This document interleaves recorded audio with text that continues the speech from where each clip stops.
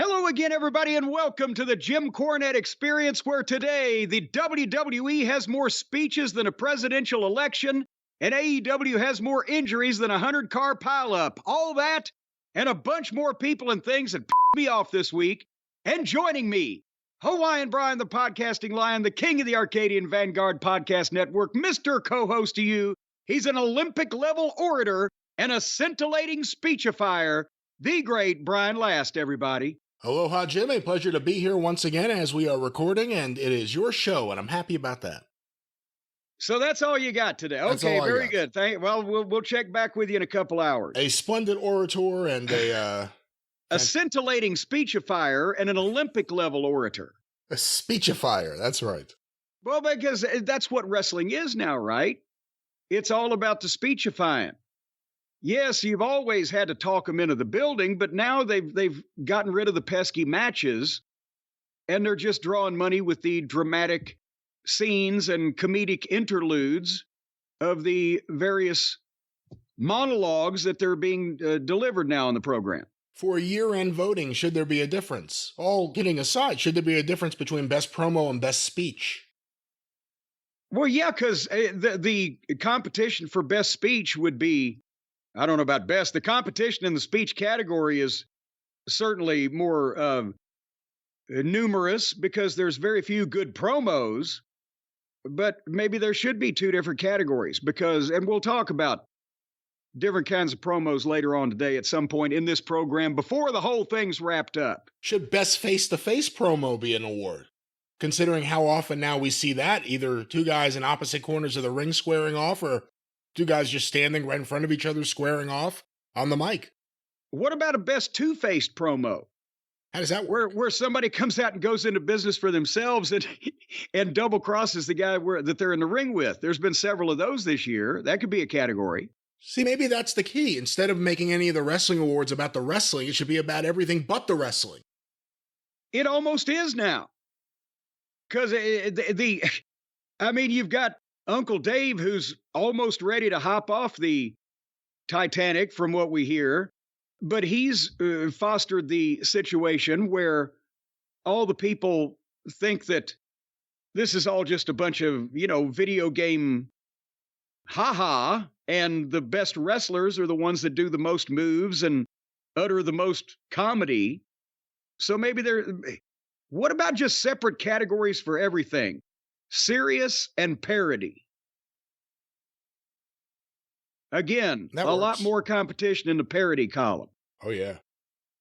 Anyway, are you miserable about your weather too, like I am?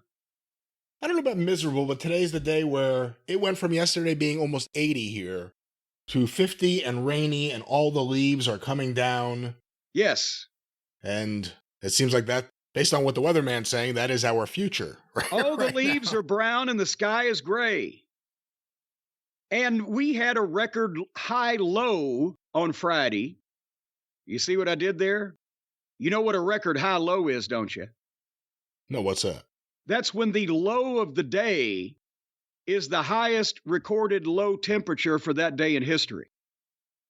So it was the warmest low that we ever had on Friday, October 27th, and it's going to be in the upper 20s on Tuesday morning.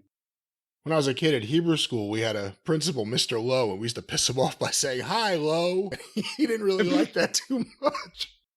He was feeling mighty low. But anyway, we want to recognize, and it's raining here at least finally. By the way, we're 4 inches short for the year. I'm happy about that, though. When it rains, that means the gardeners on the street are going to stay away. The ones that we never hear. People hear them. The ones that we have no idea that they're even there, and you're losing your mind. You're losing your hearing because they're so loud, it's just you can't hear it. You don't have that ability to hear that octave, I guess. Well, do you want people to hear the gardeners on the program? No, we work very, very hard to get that audio cleaned up. Okay, we'll see. Well, my substandard hearing, according to your definition, allows me to just not hear them without having to go through all of that work. There's only a way I could replicate your hearing into some kind of plug-in. We'd really be onto something. Where are you plugging it? What orifice of mine are you trying to penetrate there? Listen, with your plugs. I'll talk to Stacy about this. We can move on with what you had on the agenda. We got a big announcement. Somebody in the family has had a new member of the family. One of our regular guest artists on the YouTube channel, George. How do you say his name? Where is he from? Bolivia? I think he's from Australia. I think it would be livinitis. No. That's a disease you get if you're living. That is not a disease Livinitis. You get. I think that's it may be a different pronunciation. I'm not exactly certain. But he's one of our fine guest artists, a very popular guest artist. Is he related by marriage or any other type of thing to Laurinaitis? No, thankfully no. We wouldn't work with him. We would actually, when you're on the enemies list, we shun your family too. Yes, and anybody related to you by marriage. But George and George Laurinaitis and his lovely wife, who is not named here on this. Livinitis. Well, again, that's your diagnosis, but you could get a second opinion.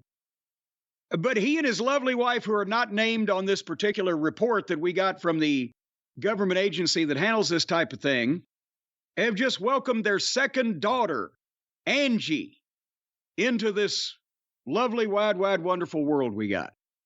Congratulations, George and wife. That's right. Congratulations. Draw us a picture of the kid.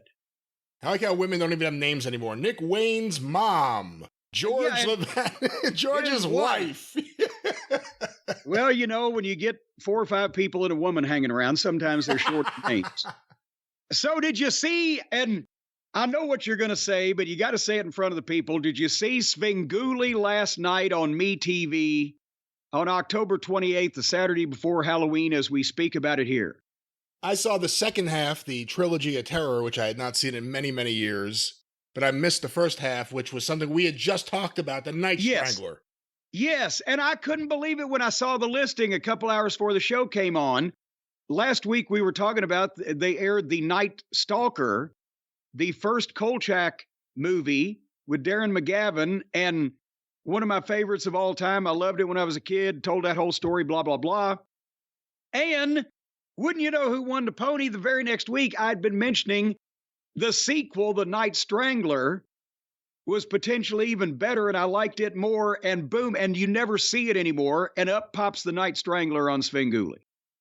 And that was the 8 o'clock airing, so I could stay up for that almost. I nodded off a bit in the middle on the couch, but Stace and I had a nice dinner from Roosters delivered and watched The Night Strangler. That's another one I watched on network TV, the debut with Mama Cornette, 1973.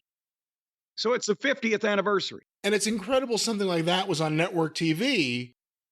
And then you see something like Trilogy of Terror with Karen Black, and it's like, holy shit, how did this get on network TV? Yes, and that was a TV movie also. Yeah. And number one, it was 10:30. I couldn't stay up that late. Number two, I've just seen that here recently because we have it on DVD, I know, but I may have seen it on some other network. But The Night Strangler, you got to, certainly you DVR Svengoolie, 8 o'clock Eastern on MeTV on Saturday nights. I don't, because it would fill up my DVR. I do have Abbott and Costello Meet Frankenstein saved, so I can watch that with the kids whenever we want.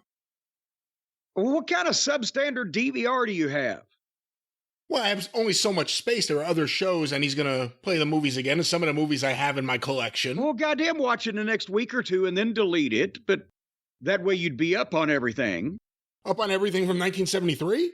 Well, up on everything that Sven's doing. I think I'm up on what he's doing.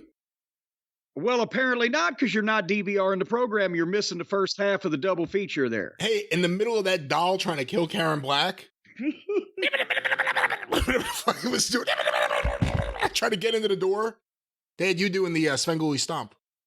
Yes, I do remember because I think that was in the last time they aired Trilogy of Terror. The stomp was in there. The best part is the excitement in your face when you realize you have a tennis racket at hand.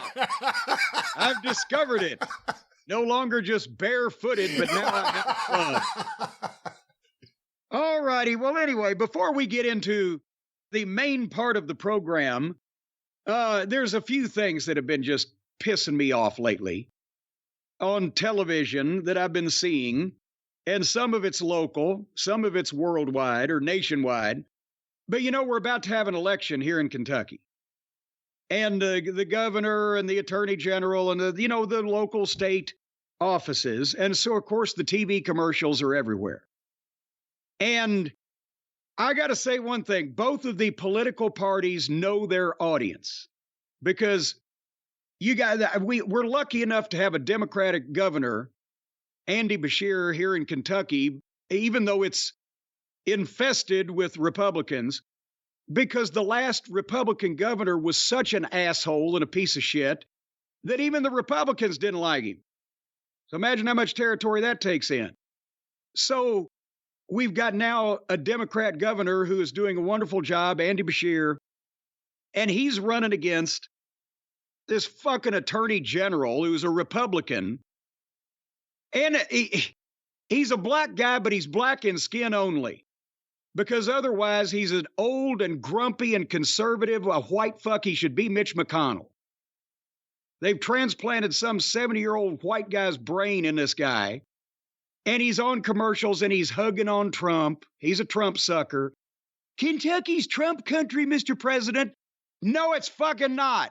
Not unless they send him to Eddyville, you asshole. Cameron's his name, by the way. I want to make sure everybody knows the assholes I'm speaking about. So they've been doing the commercials, but they also do commercials for the smaller offices. And, county commissioner or whatever. And the Democratic ads, there are intelligent, well-spoken people, whether the candidates or just citizens that are extolling their virtues, and they're talking about the issue and the reason why that you should vote for them instead of the Republican because they want to do whatever batshit thing they want to do. But it's aimed at responsible, intelligent adults, the Democratic audience.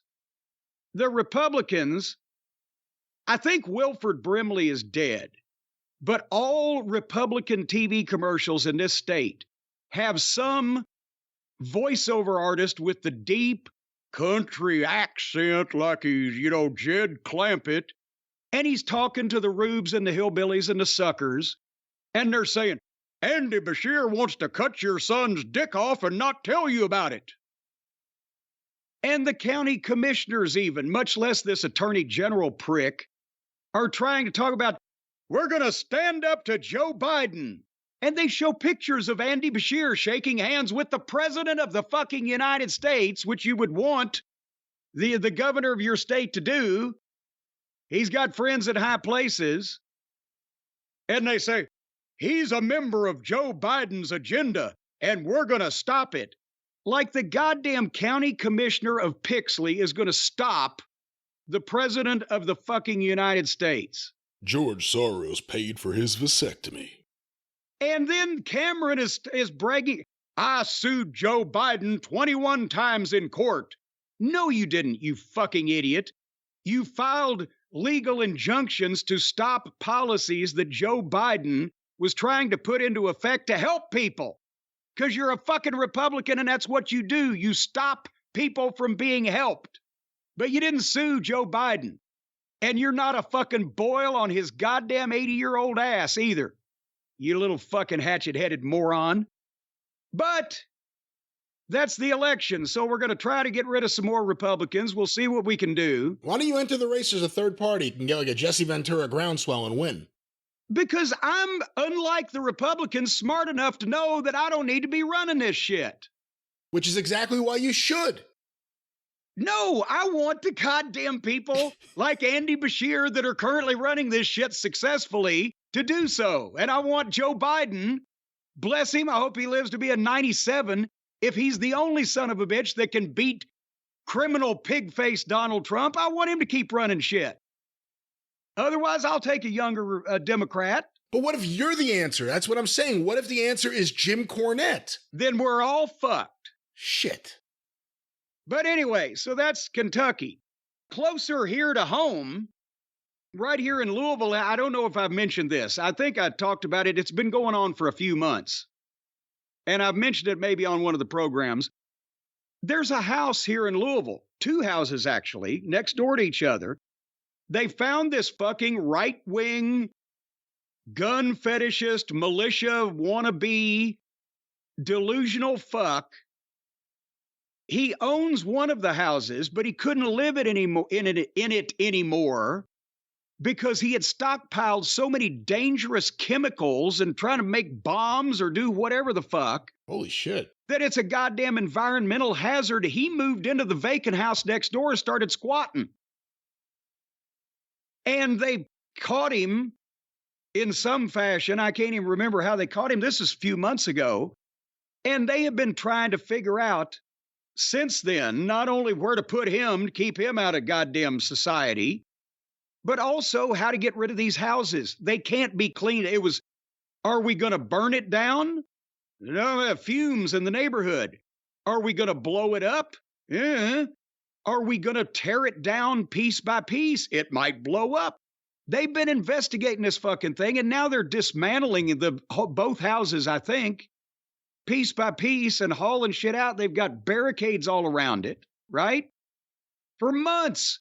And this guy was living in a fucking neighborhood.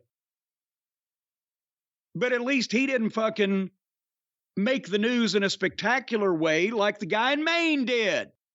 For those of you around the world who still are gobsmacked to learn that Americans as a people are a very, very stupid fucking people. So for those of you around the world, another gun nut, I know you're going to find this hard to believe, this time in Maine, which apparently now we come to find out because they're real independent up there and it's rural and they like to go out in the woods and fuck trout fishermen. I don't know. They got almost no gun law, not even a red flag law. No background checks. Buy all the guns you want. And so this guy gets him one of these assault rifles and goes to 2 different places and kills 18 people and shoots however many more, was a couple dozen more. Who's counting at this point? And come to find out, wouldn't you know who won the pony? He's a right-wing lunatic, a gun fetishist, one of these militia fucks. He was a trained marksman, knows about living out in the woods. After he did this, he got away. And the manhunt went on for several days, where they told people in a 700 square mile area, stay home, lock your doors, and shelter in place. Even if you're not home, stay where you're at. For days, they couldn't find this fucking guy, and they never did find him alive. He killed himself. If he'd have wanted to get away, he probably could have. Because we're stupid. And his family, this guy's family, had told the whoever the officials are up there, whoever's running that fucking lunatic asylum, that, yeah, this guy just had a psychotic episode. He's had serious mental problems. He's a danger to himself and others, that he's got guns. They didn't do anything because there's no law that says if you're batshit crazy in Maine, the cops can come and take your fucking guns away. Because we're stupid. So there's your Republicans, folks. Your right-wing, gun nut, conservative fetish, speaking to the lowest common denominator of ignorant people, because that's the only people that vote for them. And their big issue, oh, the borders are so open. The borders are solved. The Mexicans and the gangs and the drugs are coming. No, the drugs aren't coming. We make the drugs here. The big pharmaceutical companies make the drugs here. We don't need to import them, except that you get away without paying tax on them if you bring them in illegally. And if the borders are open, I wish they had a revolving door, because I'll take the fucking Mexican guy that wants to bring his family over here, live down on the corner, and get a job doing drywall over the fucking lunatics that we've got right now. The gun nuts and the fucking right with the call is coming from inside the House. Conservative, religious, we just got a new Speaker of the House who believes the Bible literally. This guy's the second in line to succession of the President of the United States, who is 80 years old, and the other guy that wants to be is 80 years old. And the new Speaker of the House thinks the Bible is a goddamn nonfiction documentary. He believes that the presence of gophers in the world today is due to Noah's Ark. He's a religious fanatic and a Trump sucker who tried to, along with the former criminal of the United States, overthrow the fucking election. And the Republicans just voted him to be the Speaker of the House. Give me the Mexicans, you take the fucking right-wing terrorists. We'll trade. You fucking morons. Have we all lost our fucking minds? They're not scared about climate change because they don't believe in science, so we'll all just goddamn breathe methane. And they're scared of gay people because they might try to kidnap your child when he needs to be in school where he can be shot like all good boys and girls. Because the answer to everybody getting shot is to give more of these people unrestricted access to guns. Can somebody get a therapist for these people? Any closing thoughts, Brian? Not really. All righty. The big sale at JimCornette.com is ongoing. If we make it to Christmas as a world, you got to have presents for the people in your life, right?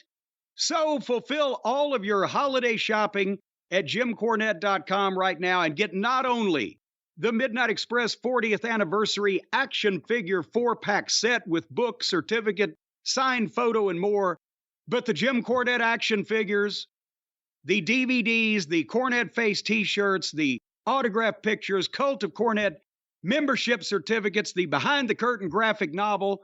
We've even got about another 100 Inside the Ropes magazines with my sparkling face on the cover. All of that at JimCornette.com. And the update again that I gave on the drive-thru is the Feather Bottoms are packing feverishly the midnight 4-packs, and of the September pre-orders, over half of those have now been shipped. Several dozen more at least are packed and ready to go to the post office, and we're catching up. Hopefully in the next couple of weeks, we should be back to a quick turnaround. JimCornette.com. If we all make it to the holidays, somehow, if something else doesn't happen in this world that just drives us all off the edge of the fucking precipice, then make sure you get your family and friends and even some enemies some Christmas presents from JimCornette.com. All right. All righty. I'd hate to piss myself off, but it's all been happening all this week. And every time you turn on the TV, it's just ridiculous. And these people with their delusional fantasies are dragging the rest of us down with them. Anywho, speaking of dragging us down, Brian, last week on Monday Night Raw, again, we're not going to review this as a wrestling program today. We're just going to have a couple of observations because if you really want to know what happened on Raw for 3 hours, there are transcripts of the speeches available at the Library of Congress. I think if you send a self-addressed stamped envelope and 50 cents in postage stamps, you can get the, goddamn whole transcript of the thing. But I mentioned this on the drive-thru, and we can talk about it a little more in depth. The WWE is just slapping the shit out of Tony Khan with nothing but talking to each other and showing stars. Just having stars on the program and have them talk to each other. It's And the big matches are on the premium live events. And I don't even know if I would say that all the premium live event matches are big matches anymore. No, I wouldn't say they are. Not all of them. I would say that some premium live events don't particularly have a big match. But you're not getting Roman Reigns on a throwaway Smackdown, is my point. Wrestling a match. Yeah, no, but I'm saying they've gone further than that, because back in the old days, studio wrestling, squash match, promo angle, that was somewhat of an infomercial for the house show, so you could say that they were talking to you in the building, and then, you bought your ticket to the house show and you got the premium live event. But now it doesn't really even matter, except for the the big four or big five pay-per-views got to have a strong main event, and WrestleMania will be a couple deep because it's WrestleMania. And some of the premium shit that comes from Dubuque, we'll stick Nakamura in the main event for 30 minutes. Let everybody ignore the last 7 years. It doesn't matter anymore. The people who are predisposed to like WWE, to like wrestling now, what they think that wrestling is now, primarily like WWE because maybe they don't even know it didn't used to be that fucking boring. But it's stars. It's the big show. It's a major production, and it makes some fucking sense. Some, not good sense sometimes, but some kind of logical sense. You know what they're halfway doing.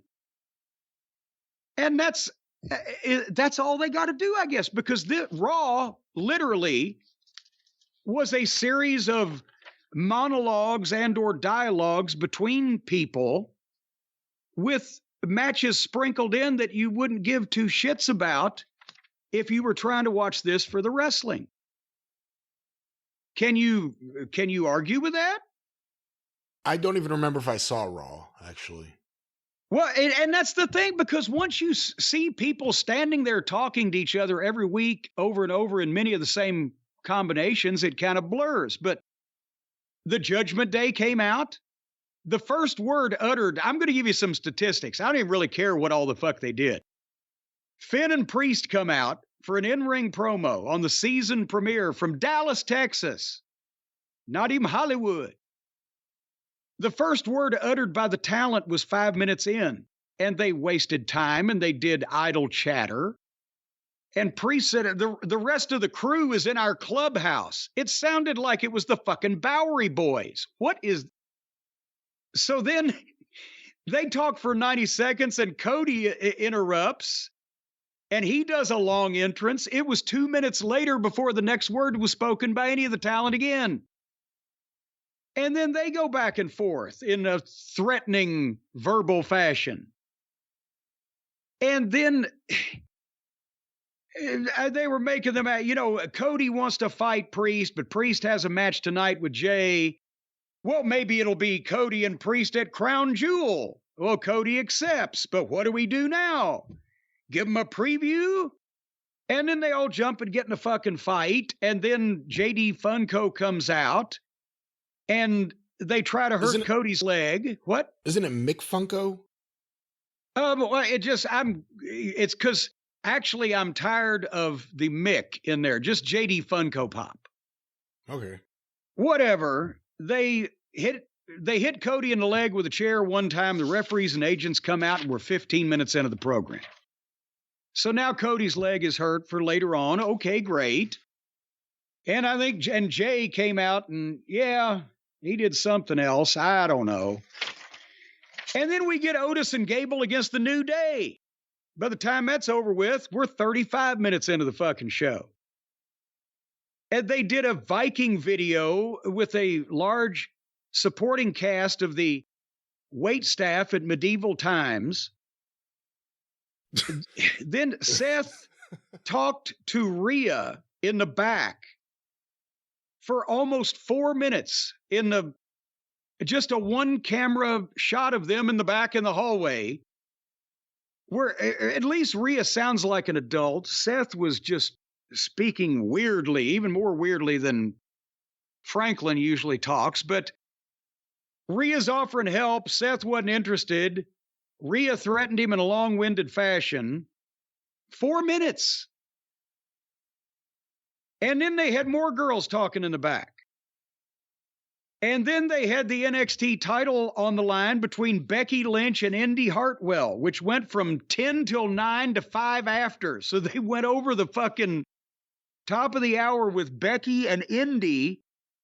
And then after that match, some Japanese girl appeared at the monitor shot where Candy LaRue was watching the match and chopped her in the throat.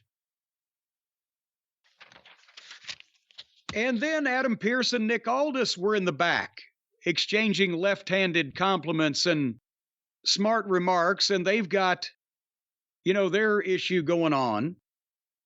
And they did a contract signing for a 5-way girls match with Raquel and Zoe and Shayna and Nia Refrigerator Perry, where every one of those girls, as soon as they walked in the ring, they signed the contract, and then Rhea's music plays, and she cuts a promo. And Pierce is trying to control her, and she's going to make his life a living hell. And the people are popping for her because she's the babyface in this, even though she's a heel. And then Nia tried to talk. And I swear to God, it sounded, she's trying to talk like Moon Zappa while she looks like Plowboy Frazier. She was almost doing like a Valley Girl, the way you want me to crush you so that you. And then they all got in a sloppy girl fight and scene. We're an hour and a half into the show. And then Johnny Sameface wrestled Leonardo da Vinci. And then there was another subtitled promo from Shaky Nakamura where he doesn't make any more sense reading it in English than hearing him speak it in Japanese.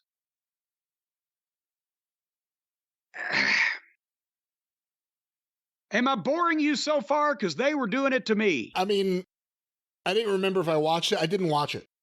And now I know why, too. Well, would you like to hear about the next dramatic monologue? How far into it are we? An hour 15? Hour and a half. Hour and a half. Logan Paul. He's a hell of a heel. He is an obnoxious, prickish. I don't know, all the typical verbiage you would use to describe somebody like that as a heel. And he can speak, he's glib. And he must have hated that fucking guy he had the boxing match with because he's knocking him on the wrestling show. And well, you heard about what that guy did, right? I haven't. It's not my week to watch Logan Paul's life. What did he do? Well, no, it got into the newspapers. This guy, and I'm not even familiar with who he is.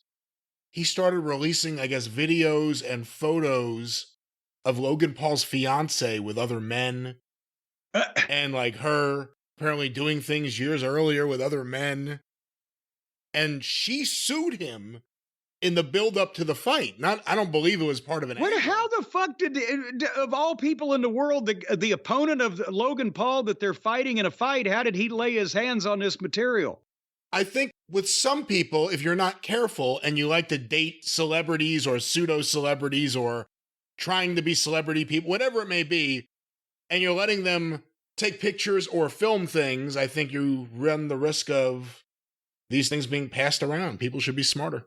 So that's why he's just ripping this guy to shreds. I think so. Because also I saw the clips of the fight. It was a boxing match, and Logan Paul was winning. And then, like, the guy started, it was almost like a Piper versus Mr. T. Like, the guy, all of a sudden, Roddy Piper wants to body slam Mr. T. And the guy, like, gave up. He's like, all right, this ain't going anywhere, so I'm just going to try some shit. And then it didn't work. Well, Logan Paul, anyway, he's a good heel, and he worked with the whats. It was great, but again, how much talking can you listen to? It wasn't bad. It just more talking. So then he starts promoing Rey Mysterio, and then the people actually start caring because I don't think most of this audience knew what the fuck was going on with this guy he was talking about. But nevertheless, then Dominic music interrupts, and Dominic comes out, and at that point, it's gone too far. It's gone too far. They started doing the thing where they turned Dominic's mic down and the fans are cooperating. They know that's their cue to boo and they're turning them up.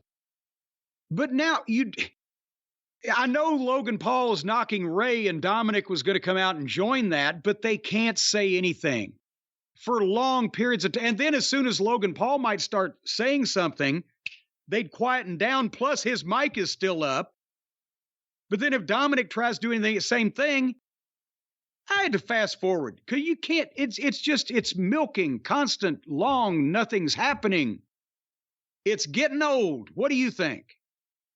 it's still working with the live audiences, even though they seemingly at times pipe it up, pipe it in, however you want to say it. We hear from people that go to these shows that say they're not doing it, but then there are other times where it just appears they have to be doing it. Well, that's what I'm not saying that they shouldn't, the fans should be told not to boo him, but I'm saying leave his goddamn volume up and let him yell and talk over the fans who are going to boo anyway. But when it's to the point where you can't understand what's being said and it comes to no point and it just goes on, they're manipulating the levels. Let the people boo and let's hear him at the same fucking time. They'll still keep booing. The television audience could actually understand what's going on. That's my point. Maybe they should do something where Dominic finds a friend on the production team and they start making the mic as loud as possible. So then the fans have to hold their ears because it's just Dominic screaming over them as loud as possible. There you go. The old Mongolian stomper gimmick with the bad inner ear. Yeah, except the fans will be doing that. Yes. Yes. But anyway, so they called in Ricochet's girlfriend ring announcer and told her to preview the pay-per-view and announce Logan Paul as the new U.S. champion. And then Ricochet came out and tackled Logan Paul and they had a fight. And Ricochet, who's 5'4", 150? No, what is he? No, I don't know. Come on. He's probably 5'8", 180.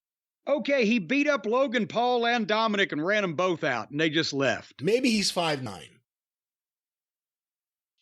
Maybe he's 6'6", and they've just got a funhouse mirror on him. He could be 5'10". I don't know. They announced Kenny Omega as 6'2", which was the first time I heard that. Yeah. Nevertheless, we're an hour and 45 minutes into the show. And we got Piper and Chelsea against Nikki and Natalya. And Nikki, now her name is Nikki Cross. It was Nikki Ass, right?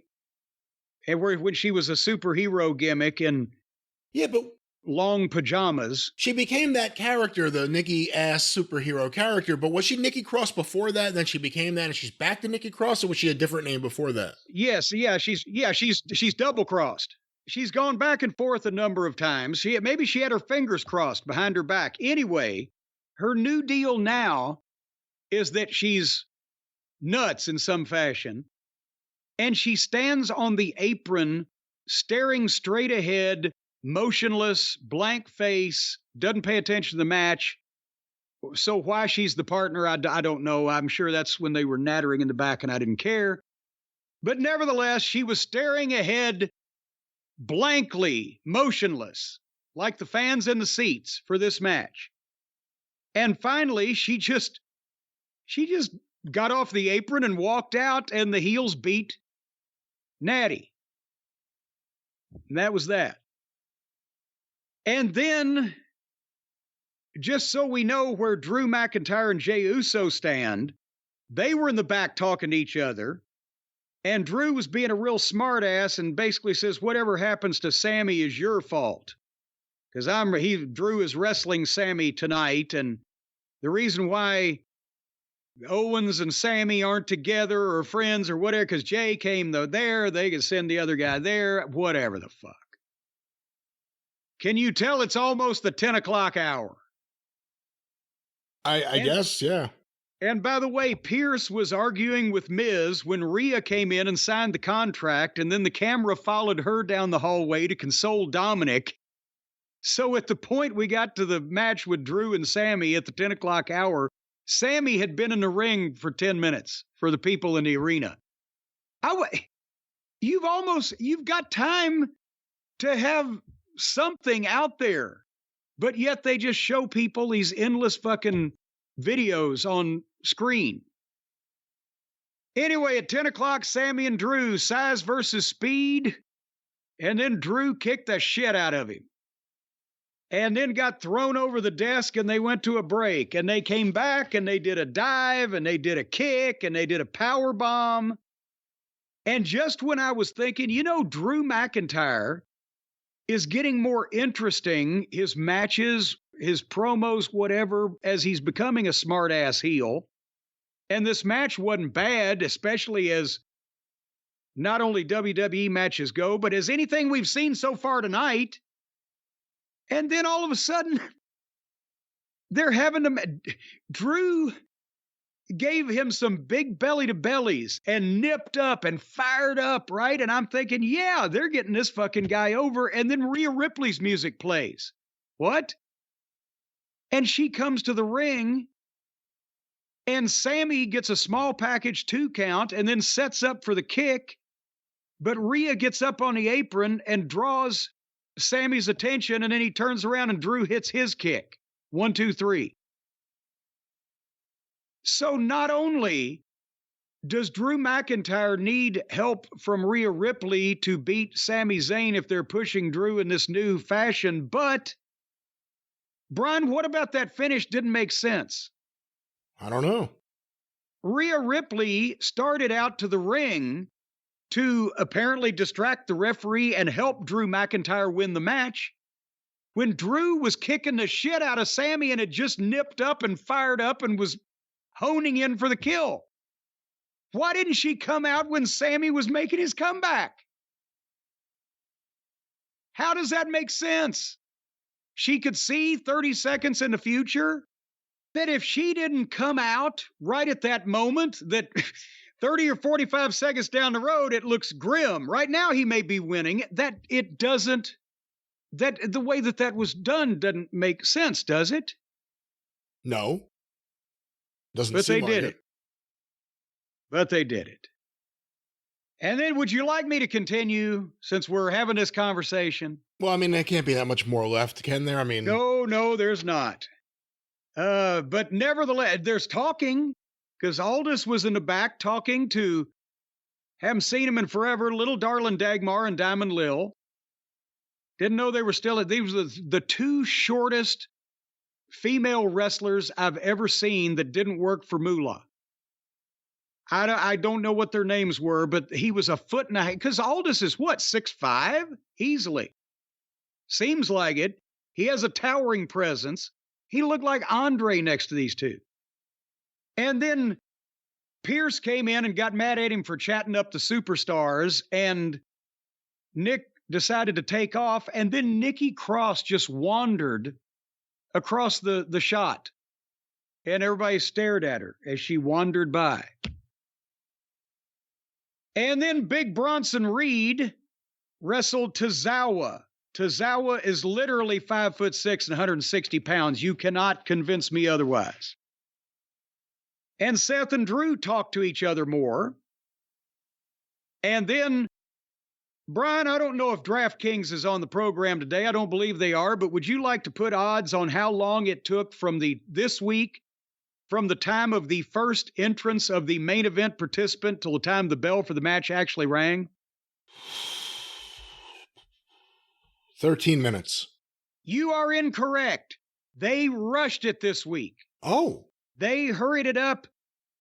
The bell rang for the main event between Damian Priest and Jey Uso a mere 8 minutes after the first participant's entrance had begun. So here's the 2 sentences that I wrote. Priest has good heel body language. Both of them are slap punchers with the open hands. It's killing me. And Uso hit a dive into break in 2 minutes, and I said, oh, fuck it, what's the finish at this point?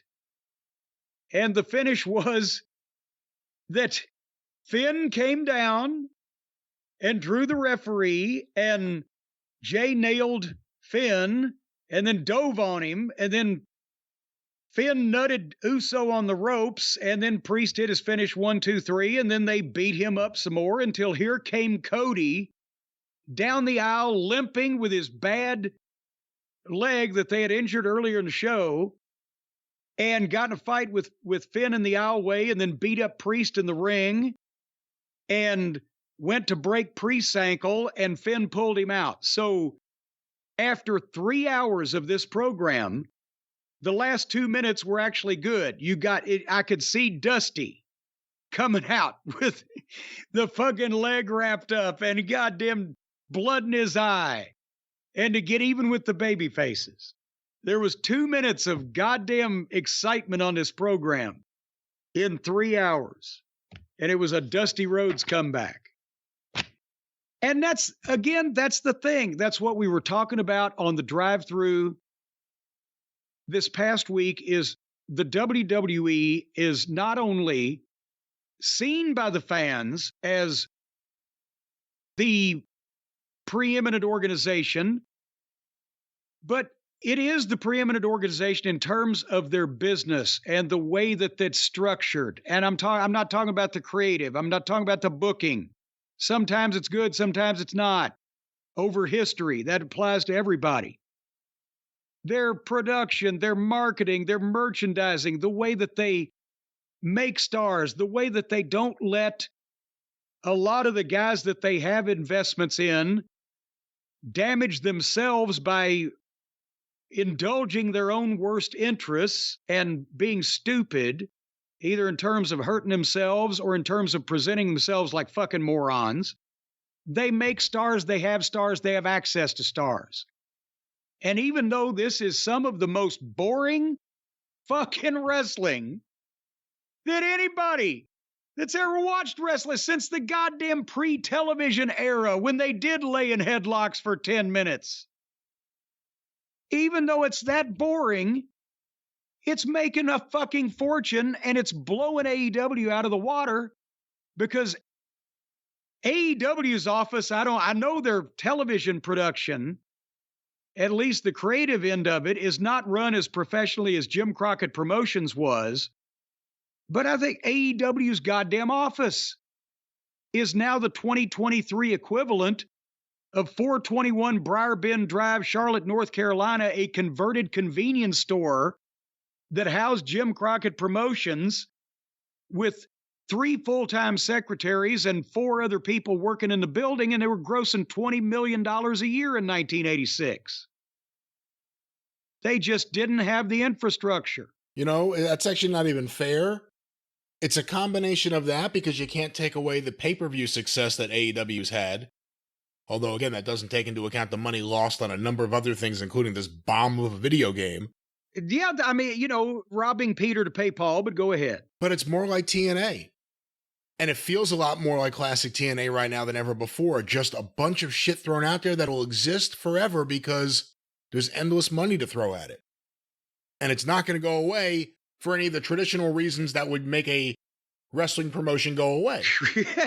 Such as losing money. Nobody wanting to see the shit and it losing money. Yeah, such as no one attending your shows and losing money. You being able to just fly everyone everywhere all the time for shows that no one's paying to go to. Apparently the big show is offering 2-for-1 tickets. Then we saw something that was buy 3, get 1. So there's all sorts of different deals going around. They have the Yum Center in Louisville. Somebody tweeted the ticket plan, the floor seating layout.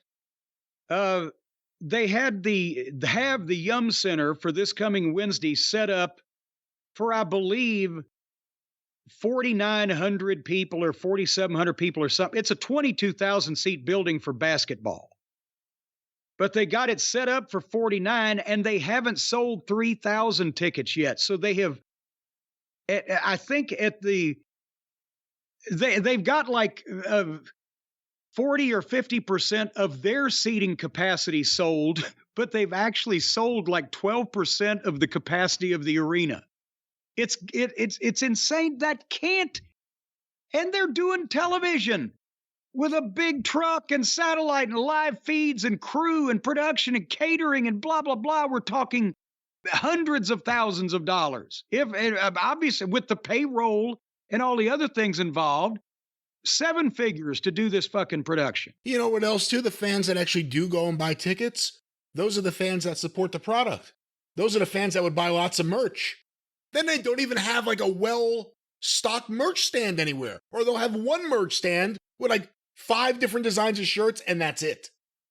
There are going to be more, and I know this is a tangent, and we'll get back to the point in a second, but there are going to be more employees of the Yum Center stationed at places that are blocked off to public access than there are that are actually going to be working where the general public, the paying customers, are coming in and being seated or whatever. Because of the size of that building, and how are you going to constrict? You can't. Can you imagine? My God, this used to be done every once in a while in some of the major arenas, especially ones that might have the end of it curtained off. And when there was half a house, can you imagine if you put the wrestling fans of the old days, at least, in a 20,000 seat building, there's only 2,500 people in it, and most of it's blocked off. They'd be fucking in empty bathrooms. They'd be getting drunk and doing who knows what kind of fucking substances in the aisleways. So they're going to have a large crew working in the Yum Center that Tony Khan will be paying for to keep the small amount of people away from the large amount of places they're not supposed to go. Nevertheless, I digress. That's the point. Whether it's beating Crockett because he was running an office out of a convenience store, whether it was beating TNA because Dixie, whether it was beating anybody he's beaten, it's a more professionally run business. The wrestling product only occasionally actually has been better than the competition. And that's what we're saying. This is, again, boring. Well, that's the problem, though. And SmackDown's a better example because SmackDown being 2 hours, it moves along better. SmackDown's a better show than Raw. Yes.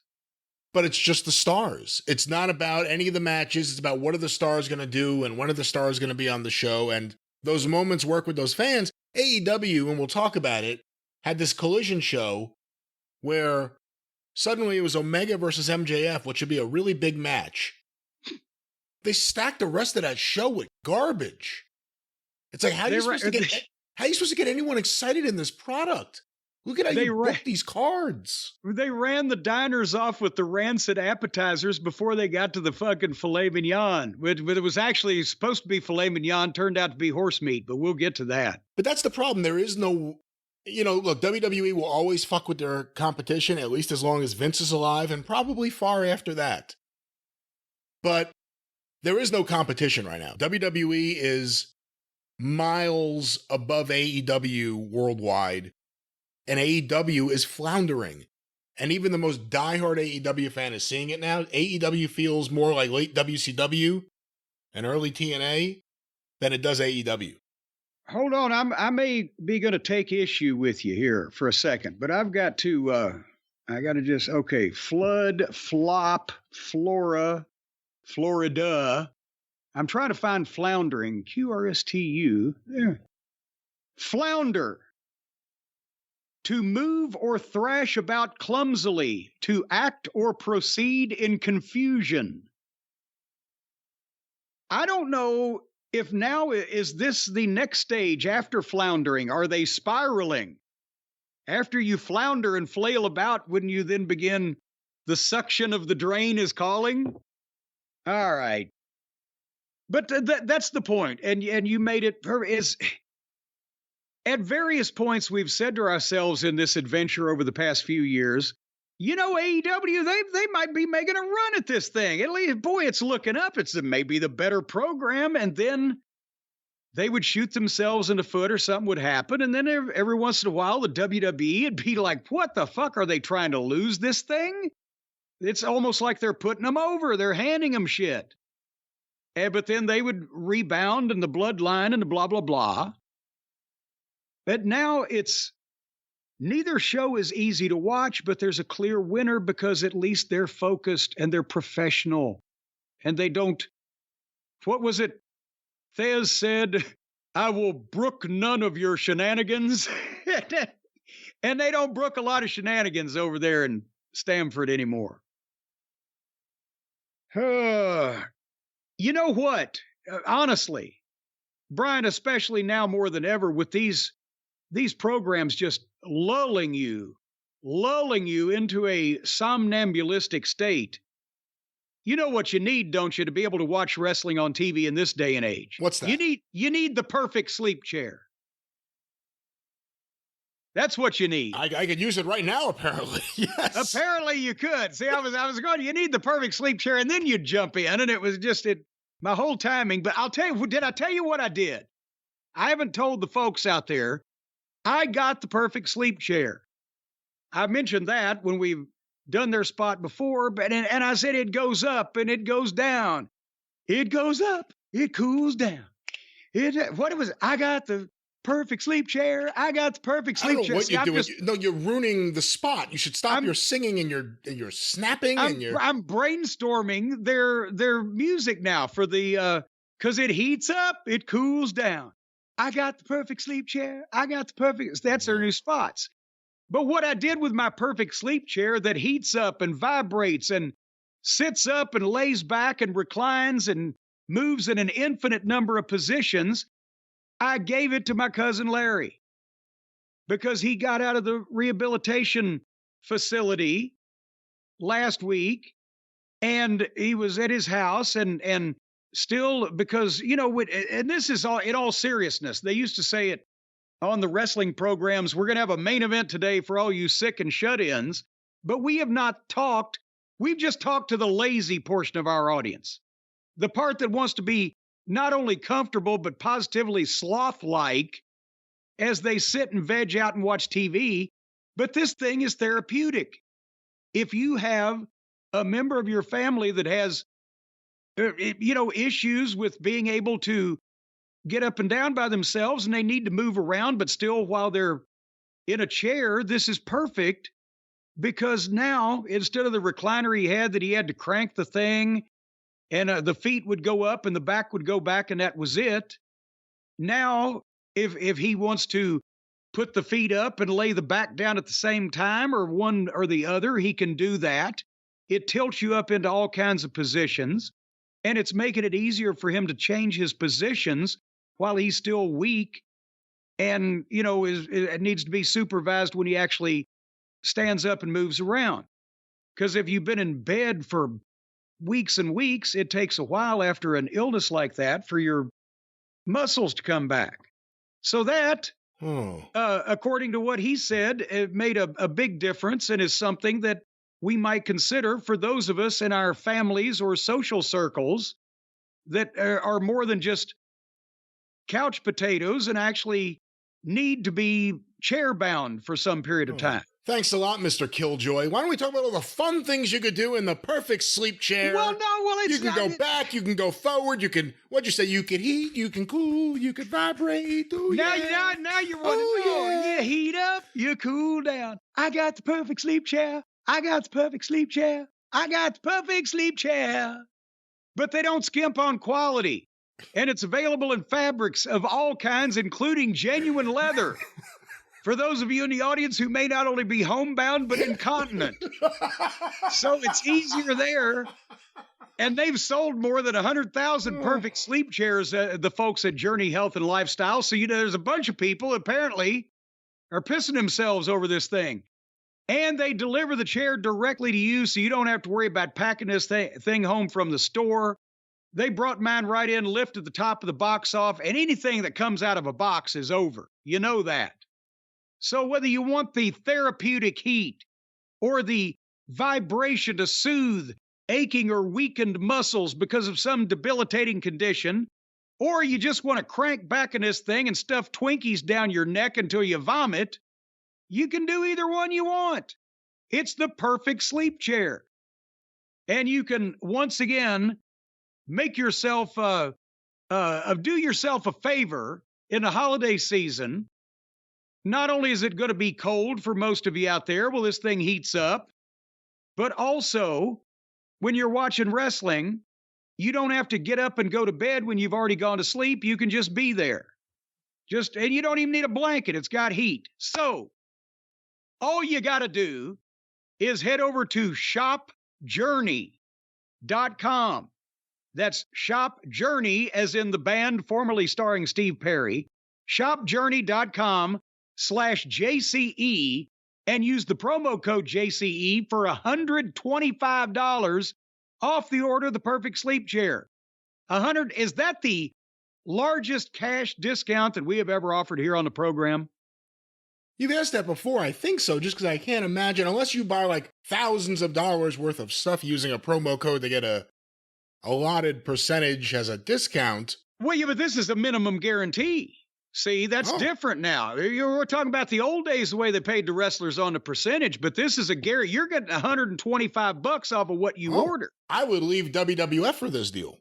Well, there you go. Sign the papers now, folks. You don't even need Barry Bloom to represent you. Go to shopjourney.com/JCE. Use the promo code JCE at checkout. $125 off your order for the perfect sleep chair. And you can do more than sleep in it. We've established that. You can sleep, you can eat, you can watch TV, you can bump uglies with your significant other. And if you get the leather one, well, then you can probably just go wherever you need to go and worry about it later. Shopjourney.com/JCE. Use the promo code JCE at checkout. A wonderful chair, the perfect sleep chair. That's right. Well, thank you, little Sir Echo. I really like that chair. I want to make sure that people know that we're really endorsing it. When nobody was questioning you. Well, you with your whole downbeat, if you're an invalid and you have no legs. And I was suggesting to other people, he's got legs. He's got legs. He knows how to use them. If your life isn't bad enough, I'll sing. Yeah, he knows how to use his legs. Okay. Well, perfect sleep chair. And she knows how to use hers, too. Who? She's got legs. Yes. All right. Well, I'm just saying, whether you're able-bodied or feeble-minded or whatever you are, you can get something out of the perfect sleep chair.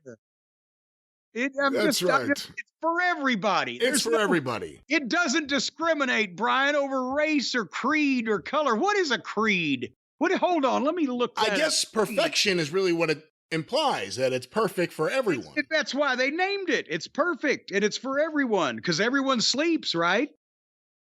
Everybody sleeps. Yeah. Everybody poops. Everybody sleeps. These are common things. Well, it's perfect for everybody then. I still can't find creed. Let's see, what exactly is that? Creed, a formal statement of religious belief. All right, then. Yeah, we don't discriminate at the perfect sleep chair against any race, creed, or color. They discriminate against people pretending they work there. You don't work there. Well, I feel like I'm one of them because I was at one with one of their chairs for about a week till I gave it to my needy cousin. I feel like I'm now he's needy. Now he's needy. Well, you didn't say he was needy in need of a chair. No, he's got plenty of money, but he didn't have a goddamn good chair. Now he's got a goddamn good chair. See, sometimes rich people that can afford anything they want still would not know that this thing was a thing that was available until somebody else gives them that thing.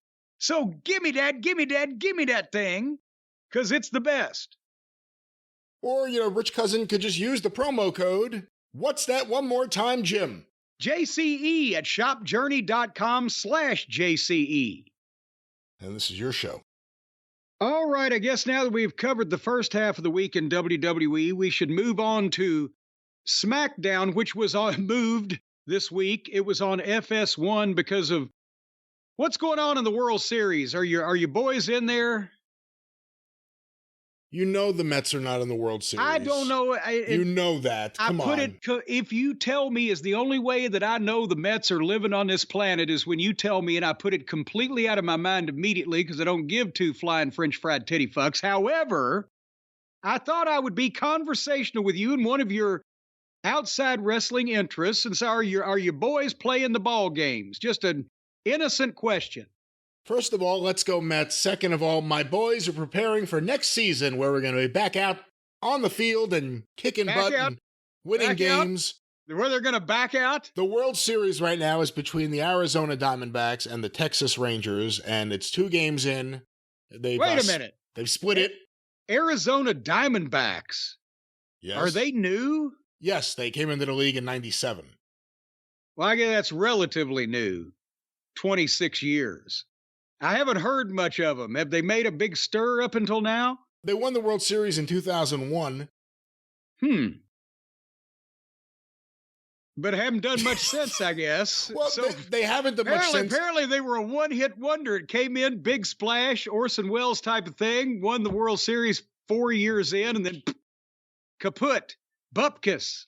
Well, yeah, Buck Showalter built them a team, then they fired him, and then they won the World Series the next year, which has happened a few times. And then actually he went and managed the Texas Rangers, who, again, have never won the World Series. I think this is only their second World Series ever. And I didn't ask about Texas. I've heard of the Texas Rangers. I haven't heard of the Arizona Diamondbacks. I'm talking about the baseball team, not the real Rangers. I used to have a few of those guarding me. In world class. Rosie, he was an ex-Ranger. One riot, one Ranger. But anyway, so speaking of riots, they didn't have any in Milwaukee this week, Brian. Not a single goddamn nobody came over the rail. There was nobody trying to assault anybody. It was a good old-fashioned audience that sat down to watch the Broadway play that they brought for Smackdown on October 27th. And again, you've got your, what was it, two. In this show, since they're only 2 hours, you've really only got your two big live interviews.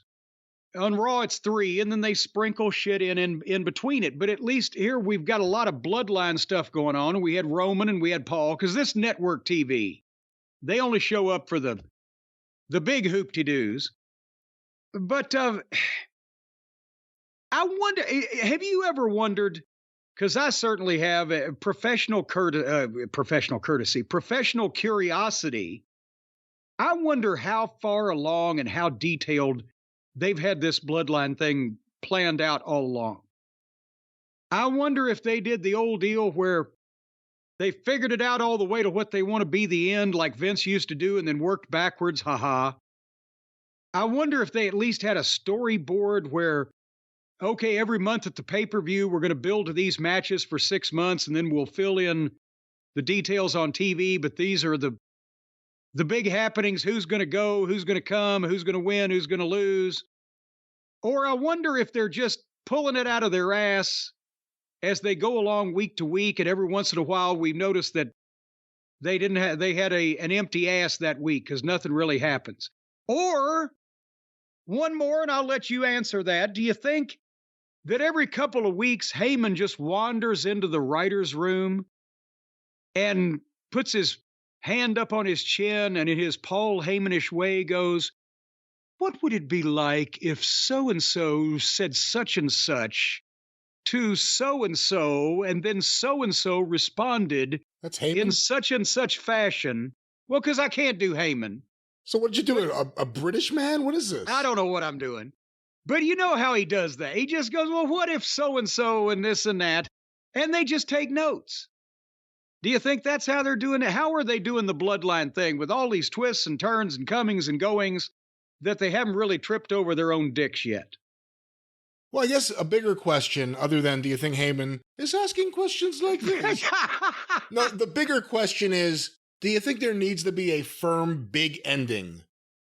You know, does it have to be some kind of big blow-up end of the bloodline altogether? Is it something that, and I'm not saying the NWO lingering for years was a good thing, but is it something that lingers, or is it something where you need a big blowout? Roman lost, he's never coming back. Well, no, I'm not talking about, boom, the entire cataclysmic saga has come to an end, the world has been righted, and all the heels have been banished to the Phantom Zone. But at some point, all stories have to come to an end, at least in terms of being the focal point. Is the Judgment Day maybe going to take over at some point from the bloodline? Will Roman finally get the match with The Rock and then go to Hollywood? Will there just be nothing more to feature with these people interacting with each other, and they need to be spread out to have a new group to play with? So it doesn't need to be boom, the end credits, but it needs to be, okay, we kind of got everything that we wanted to get out of this at the end, and now we're going somewhere else. You see what I'm saying? So with that, I mean, they don't have to write a firm end, but you would have had to have had, as a writer, as a booker, as a show planner, you would have had to have some kind of skeleton framework of this. You couldn't just make it up week to week, because you'd get tripped up a lot. They had to have some kind of plan. And you have to think there's nowhere near ending, because there's nothing to replace it. There's nothing that you could slot in to replace that, I don't think. The Judgment Day do what they can on Raw, but it's a different animal altogether. Yeah. But anyway, but while it's running, while it's going, that was the first thing we saw. We're going to see a contract signing for Roman Reigns and LA Knight at Crown Jewel in Saudi Arabia. And here comes Roman and Paul and making their big entrance. And they barely get halfway down the aisle when LA Knight music hits. And he walks right past Roman, doesn't even look at him. And then as soon as LA Knight gets in the ring, here comes Paul. He's in the ring. He's rearranging the chairs so that Roman can sit at the head of the table. But as soon as he does that and turns his back, LA Knight sits in Roman's seat. And so, again, everything that Paul's involved in, little details, it's so good. And LA Knight is over like crazy. And Roman is, not only the biggest box office traction regular in the business today. If The Rock comes back, he might beat him. But he's not only auditioning for Hollywood, he's doing a good job of it, isn't he? I mean, he's a level above everybody with reactions and facial expressions and any kind of portraying himself as an potential budding action movie hero, whatever. Go ahead, I'm sorry. Well, I think we've said it before. He's really good in this role, but I don't know if he'll ever get a role this good ever again. He's been that good in this role. But why couldn't somebody in Hollywood say, well, either there is an existing superhero that we'd like to fucking cast, or look at this fucking guy. Can't we Sylvester Stallone and Arnold Schwarzenegger his ass?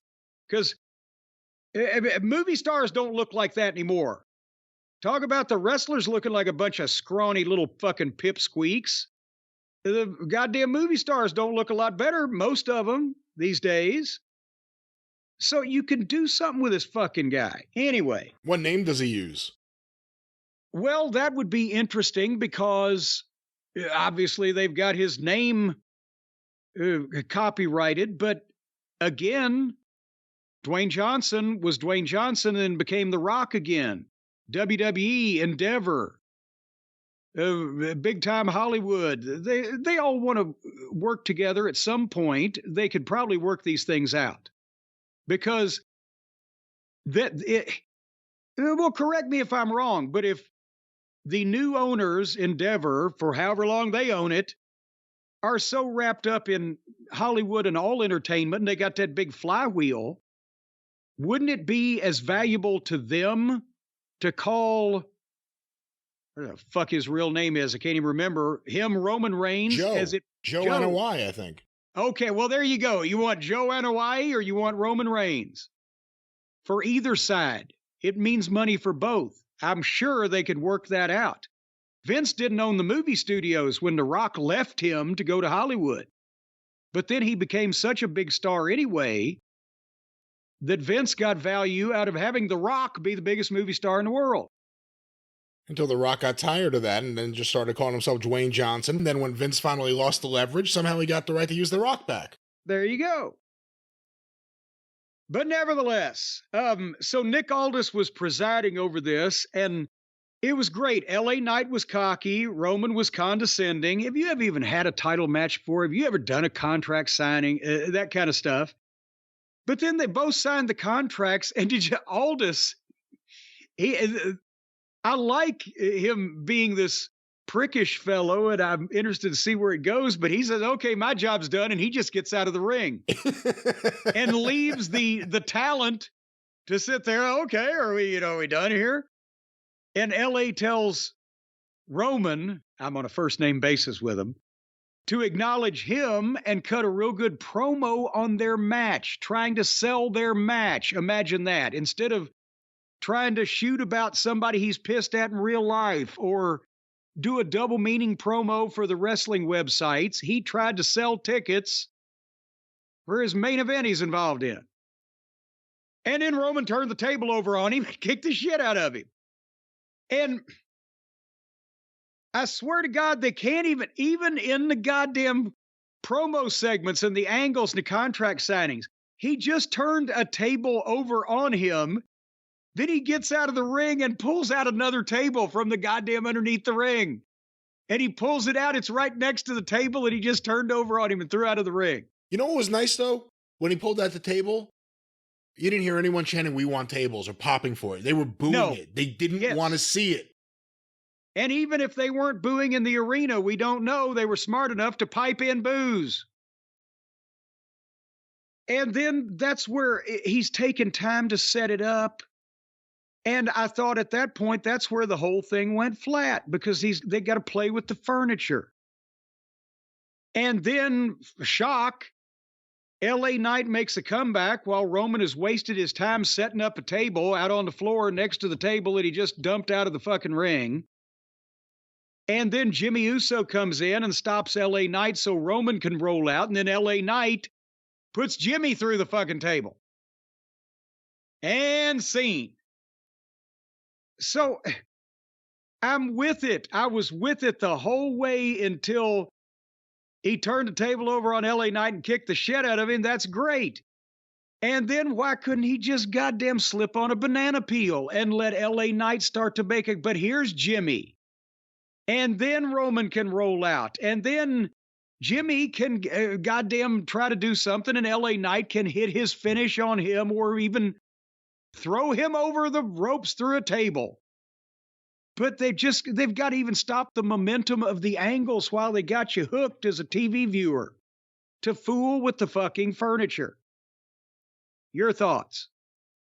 Unfortunately, that's a part of modern wrestling that we have to accept until some brave soul changes it. But it was nice to know that the fans didn't just automatically pop because a table would be involved. The fact that the heel was going to use the table on the babyface caused them to not pop for it. The AEW crowd would cheer Jack the Ripper when he pulled out his blade. The AEW fans would have been chanting, "We want tables," as soon as they saw the table. So it was nice for that. And they're putting LA Knight up there with the main event people, and it's working. The fans are still popping big for him.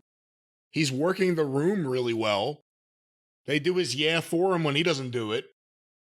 This was really good. Well, and as a matter of fact, at one point here, he gave him a line that they would have said yeah for, but he held his hand up real quick and he said, "Not yet." That's right. That's right. So he's a conductor.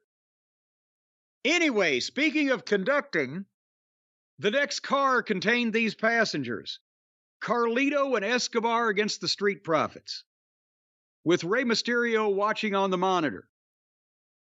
And basically, they had a match. Logan Paul, out of nowhere in the back, jumped Rey Mysterio while he was watching the monitor. But of course, in the arena, while there's a match going on, and the match is on the big screen, like it would always be, they apparently popped the backstage video of Rey watching the monitor on the screen in the arena so that the wrestlers involved could see that Rey had been jumped. And then Carlito, apparently suffering from a hernia or some type of something afflicting his mobility, kind of half-ass jogged to the back, because Escobar's like, you go, I'll stay here. And Carlito goes, well, okay, at least I got out of that. And he's kind of trotting back, and the two heels beat the one babyface. What was he going to do to run back there? Mysterio was already unconscious. It reminded me of his reputation the last time he was there. Go do something. Okay, I'll just jog over here. I'll be right there. I'll be there directly. They had an explanation when he came out there. It was like some stupid. It was like Rey Mysterio was supposed to be in this match, but Carlito decided to give him the night off. Well, no, it was that fucking Carlito wanted so much to participate in this or help or prove a point or get even or whatever that, okay, Rey gave him his spot so Rey could stand in the back and get jumped by Logan Paul. And by the way, can I say, Escobar? That's a friend you want. I want this guy to be my friend. He's a good guy. Yeah, I'll fight these two guys right now. You go run back there and see if you can comfort our friend after he's already got the shit kicked out of him. Escobar's cool with me. So then we were back in the Bloodline locker room, thank God. And Paul's there selling the Green Bay Packers belt, right? The deal that the WWE has entered into with the NFL. They got the Green Bay Packers title belt, and so they can knock Wisconsin. Even though they did boo, but I was told when I used to go to Milwaukee that Green Bay is far, far up from Milwaukee. And even though that's where you'd get the real heat on the Packers is there in Green Bay, which is colder than a well digger's ass most of the time, by the way. But anyway, Jimmy comes into the locker room. He's been in the trainer's room because he got put through the table. And Roman said, "What are you doing?" "I was running the play." "Well, you ran the wrong play." "Well, I called an audible." Well, Roman tells Jimmy, "You better handle this shit tonight." And Jimmy's like, "Well, I'm on the injured reserve list." And he said, "What? I'm off the injured reserve list. I'll handle it tonight." And Roman tells Paul to go out and get the match made. So that's the only thing that's, you keep me hanging on. You don't really entertain me. You just keep me hanging on. Oh, God, that's not vanilla fudge. That's vanilla shit. Nevertheless, in the... I got nothing for that one. In the...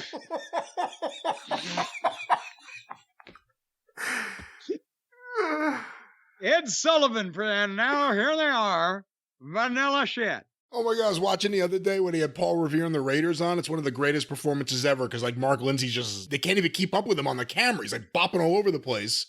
And Ed Sullivan goes to commercial. He goes, "Revere Raiders will be back after word about a fine product." It's a really big raid at the Revere. So in the back, speaking of really big raids, Logan Paul cuts a heel promo about Rey Mysterio and then walks away and passes. Of course, the camera follows you every time you quit talking.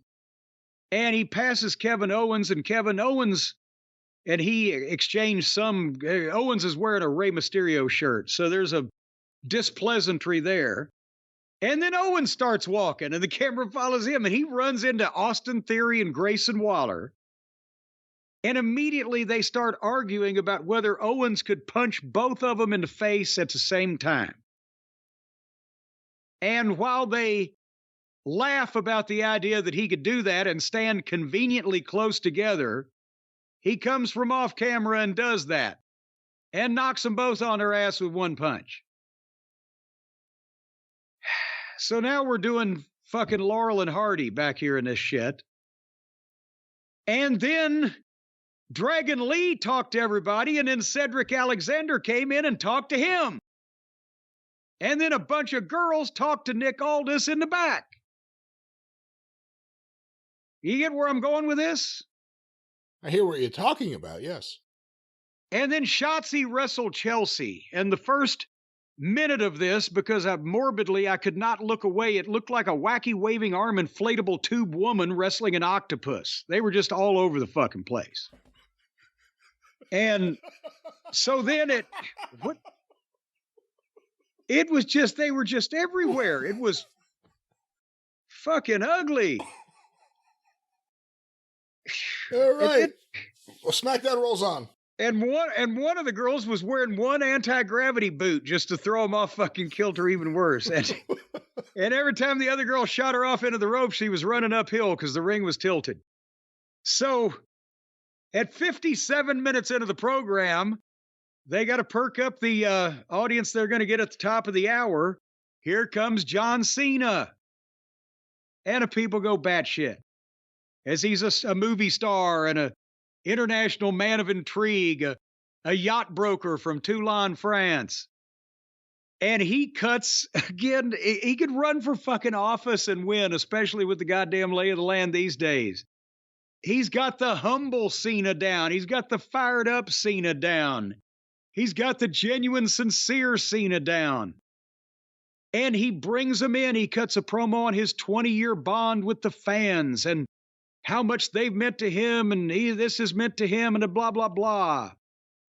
But after 20 years, is he on the verge of losing their love and respect? What if he doesn't still have it? And he says this, enough of this to the point where, of course, they chant, "Yes, you do. Yes, you do. You've still got it." He draws them in, and then he fires up like wildfire Tommy Rich.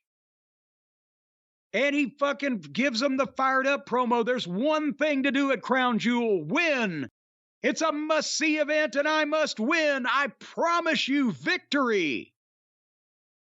And he sold the goddamn issue and the match. And then, when he can't do anything else besides promise to drain himself of blood if he fucking loses, and they're popping like crazy, here comes Paul Heyman. And he grovels his way into the ring.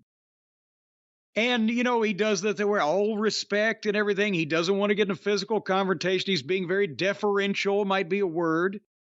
And did you notice that on this show, it looked like not only he's gone back from gray hair to the black Sharpie like last week, but now it was more brown, kind of drawn on like grease paint, like Groucho Marx's mustache, where it wasn't just 2 or 3 wide black bands, but it was a solid brown encasement.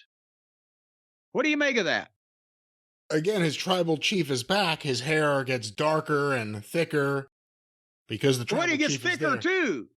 Well, I mean, the thickness of the coloring, it sounds like, is all globbed together. Well, no, before it was globbed together and darker. Now it's almost like a Vince McMahon tie fucking Penelope pit stop to the railroad tracks brown, but it's more voluminous. Could he have Wahoo McDaniel spray on hair? Anything's possible in WWE. Well, I've heard that. So Paul thanked Cena for being in the business for 20 years and drawing all the money, all the sellouts. Thank you for the house, John. And of course, he reminded everybody that he's the one that picked John Cena in a first-round draft pick from OVW. And he gave him some more backhanded praise. But now, unfortunately, John, you've pissed off the bloodline. And so now all this is going to be taken away from you, because he talks about Cena's, speaking ability. And he said, even when the athletic gifts might wane, you could always talk, but now Solo's going to take that. And this was brilliant, because that if people can go, yeah, he's right. Fuck, Cena's an actor now, and he's not going to wrestle too much longer. And what if he couldn't talk? Blah, blah, blah. So he's going to take John Cena away from the fans. Solo is, with the fucking spike to the throat, and make it so Cena can't speak anymore. This is like an updated version of breaking Robert Gibson's fingers so he can't talk to his mother. And Paul, finally, the go-home line, this is a match that you must win, but you can't win. And that's not a prediction, that's a spoiler. And then Solo jumps Cena from behind, boom, boom, boom, spikes him. Cena sells it big. Music plays, and the heels walk out. And the only thing that I hope is that we do not hear again from John Cena that he has the power of speech until after this match at Crown Jewel, because that would kind of flatten that whole thing out quite a bit, wouldn't it? I don't want to see another one of these kind of John Cena promos for a little while. Nothing against this, and it worked for the room, obviously. Everyone's with him. But we just saw the one last week, and now this. I don't want to see any more sad-face John Cena promos for a while. Sad John. Big sad John. Big sad John. Every morning at the mine, you could see him arrive. He stood 6'2" and weighed 235, kind of broad at the shoulders and narrow at the hip, and everybody knew that he wasn't going to do no job. Big sad John. Well, he'll do a job. I'm just playing. I'm just making that shit. Actually, he's Big Nice John. Actually, when you Big Nice John. That we will know, and I think, the strike is still up in the air, whatever, with Cena going back to acting, but he'll probably put Solo over, because I think that would probably be the most important thing that he could do during the period of time that he has left, whatever, unless it's lengthy, that he could do, wouldn't you think? You would think, and I do think Solo needs a win, because even though it hasn't really hurt him, he has been, either he's the guy taking a pin or he's just not winning. So I think It'd be nice to see him actually win something big. The street champion should actually win something in the ring instead of just the street, right? Unless we're going to see it on the street. Well, we haven't seen it on the streets. We have to take their word for it. All right. You know what else we're going to take our word for? No. That Dragon Lee wrestled Cedric Alexander, and that happened. And then Bianca Belair was in the ring for another promo about Bayley and her group. And she did it and left. It's getting late. We need to get to the meat of the matter. Good promo. She said that she's not going to be coming to the ring skipping and forget. Like, she lets things go off her shoulder and she just skips and smiles. She said everything we talk about here on the show. But now she's really mad at Damage Control. And next week, she wants Io Sky for the title. But didn't she skip and smile on her way to the ring?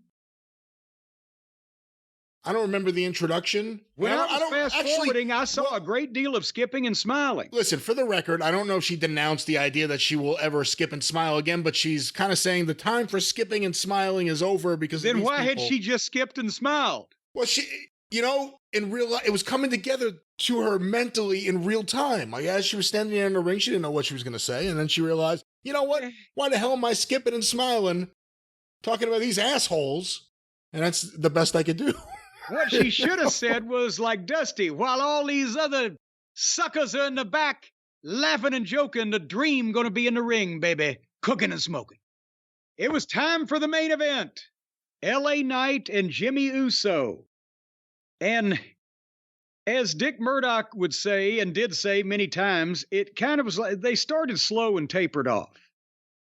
I think you said this the other day, and you might be able to put it better again than I can, but I think you were talking about Jay, but Jimmy applies their personalities, and they're involved in something that we're following the progression of, the bloodline story, whatever, but I don't look forward to their matches. And they both, since they're twins, kind of work the fucking same, and that's not really their strong point, is it? No, I think the way we said it was you try to get through the matches just to see what's going to happen. Yeah. And usually there's something at the finish, and that matters in the long-term storytelling. WWE's doing a good job with that right now. But the match itself may not exactly be I don't know what it is, the best put together match, or just it doesn't work, or things take too long. No. Things are drawn out too much. I don't know what it is. They're doing the right things. The Usos, both of them, it's not that they're bad workers in terms of they're hurting people or they're fucking shit up right and left, but they move a different way, and their movements are somewhat odd and not necessarily always in line with traditional wrestling maneuvering. And the open-handed slap punches are killing me. And the ridiculously exaggerated drawback and or follow through to where it calls attention to the fact that it's not a legitimate punch and you just heard a sound effect. And when I'm talking about slap punches, I'm not talking about throwing a punch and slapping your arm or your leg or whatever. I'm talking about the actual, you're hitting someone with your open hand and people can see it, but you're acting like that you're not, and they're having to sell it like it's a punch. And that's the thing. Their personalities. We're into the story. They do great promos. They seem like real people. They're not smooth, impeccable at the basics fucking workers. And the matches and they look kind of the same. Nevertheless, boy, howdy, this was complicated. Are you ready for this finish? Uso hits a Samoan drop and gets a 2 count. Then sits there and talks to LA Knight for about 15 seconds where you can see their lips moving. Goes to the top. Said something else to him. LA Knight caught him, but Uso pushed him off and hit a splash and got a 2 count. Then went back to the top. LA Knight stopped him. Uso pushed him off. I think they were having a communication breakdown here. And then LA Knight did his leap back up and did his superplex and hit his finish 1, 2, 3. And he did that and he got his hand up, and then Roman came in and missed a fucking charge in the corner, and LA Knight hit his finish on Roman, and Roman sold it like grim death, and LA Knight stood over him with the music playing, and we went off the air and scene. What'd you think of this performance? I thought it was all right. Again, after the match, just everything else. Roman comes out of this. You want to see LA Knight get his hands on him. We have another Smackdown before the Saturday afternoon pay-per-view event or premium live event, and I guess that Smackdown will be taped beforehand. Now that I'm saying this out loud. Why don't they, they ought to set some kind of goddamn deal up where they put all of them on the WWE corporate jet and fly them halfway to Saudi Arabia, stop in Borneo or wherever the fuck it would be, and just do a goddamn live transmission from there for SmackDown. And then jump on the plane, continue on to Arabia. Arabia, you're just going with a map and the name of countries from many years ago. From Nikita Malkovich and all of his championship belts. The NWA World Tag Belts do have a side plate that has one of those scimitars or whatever on it and a couple of stars, and it says Arabia. In a lot of ways, SmackDown is similar to classic WWF television of the 80s in that not a lot happens, but everyone's presented as a big star. And enough happens to propel things forward that you want to see the next chapter. But not a lot happens. But the not a lot really works. You get one giant pop as opposed to matches that deliver nonstop cheap pops. And I think it's showing business model-wise, it's the smart thing to do. Well, there's a way also for people to remember what they're supposed to be excited about. When you've just seen... they had it in, I think it was Louisiana, wasn't it? That 100-car pileup on the interstate and the fog, and everybody just kept hitting each other. That takes a while. But after 15 or 20 minutes of seeing cars run into each other, are you concerned for any of the individuals, or are you just wanting to count now to see how many more run into each other?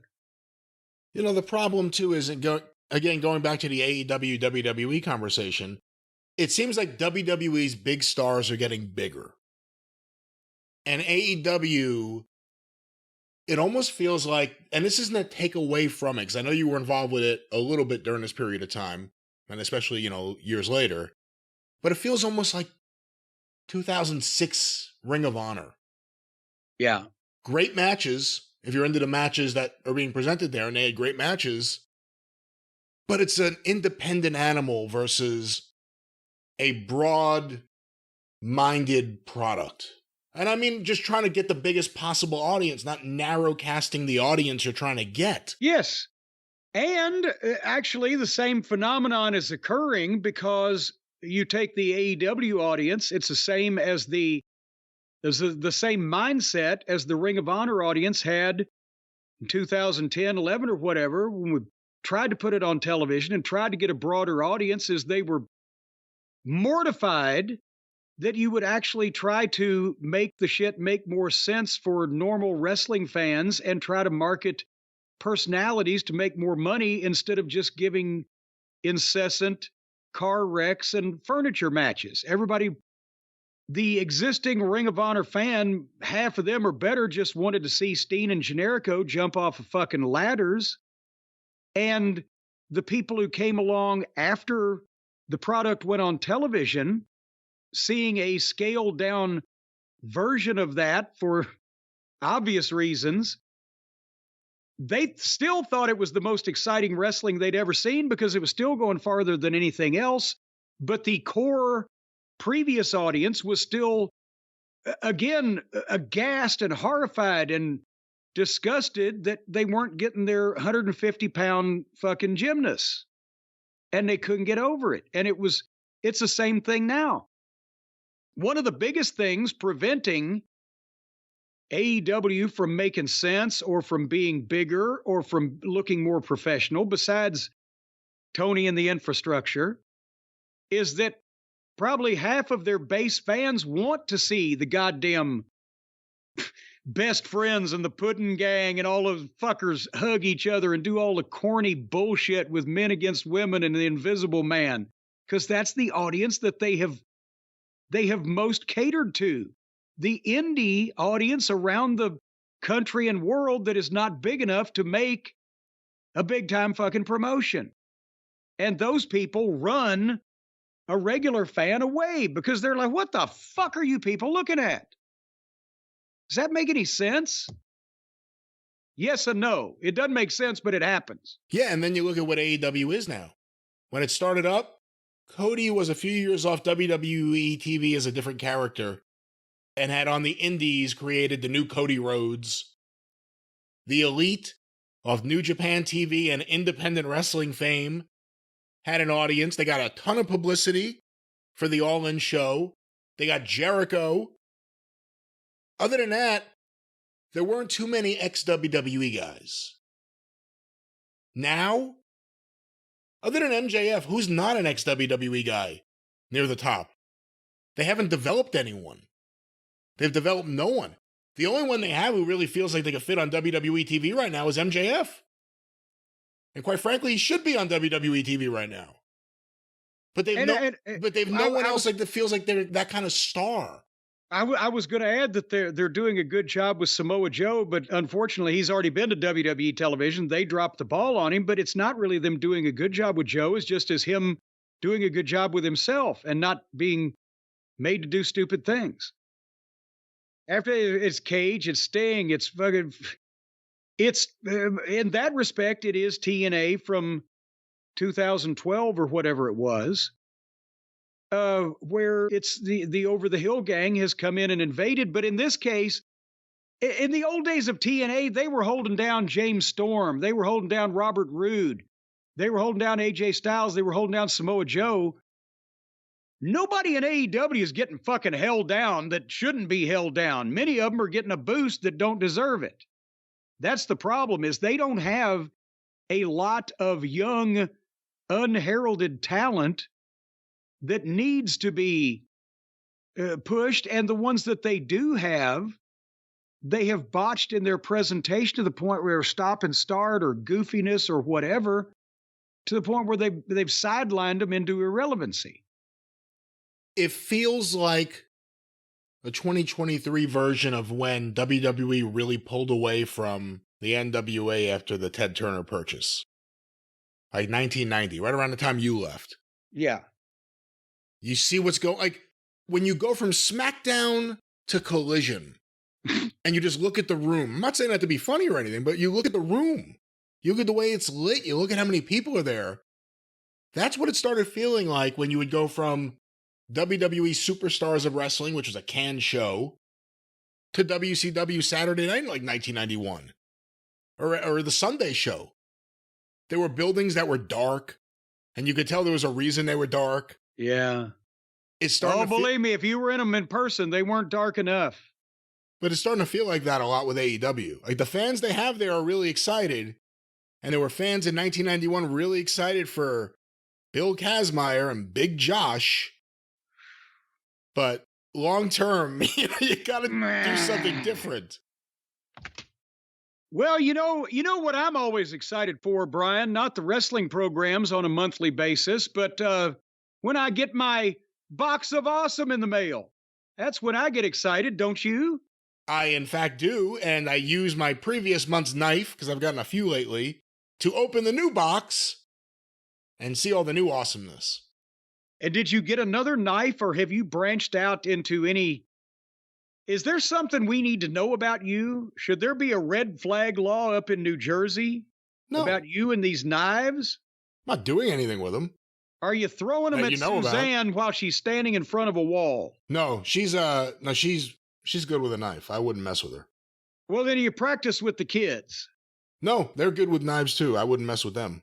Well, in that case, then you're just taking these things and you're just flinging them at the wall for no reason. I'm not talking about flinging knives, although we can fling a great box of awesome to all the listeners that may potentially have a knife or other fine, awesome-like products. Now, wait a minute, folks. Ladies and gentlemen, I want to tell you that is not what's going to happen. They're not going to throw boxes at you containing sharp implements. No, that's not what I'm saying. They're going to deliver them right to your front door via the U.S. Postal Service or whatever fine courier they decide to use. Or if you leave your front window open, they'll just sidearm it, just pitch it right in that thing. And in that case, if you see it coming, duck, especially if it's going end over end. It will not be delivered that way, and the they in that case would be the courier, and if that does happen, please complain to the courier. That has nothing to do with Bespoke Post and the Box of Awesome, which you will love and gets delivered once a month right to you, filled with awesomeness upon awesomeness and just in a box. More awesomeness in a box. Awesomeness in a box, ladies and gentlemen. By the way, what's the Courier Journal ever done to you? It's a fine paper.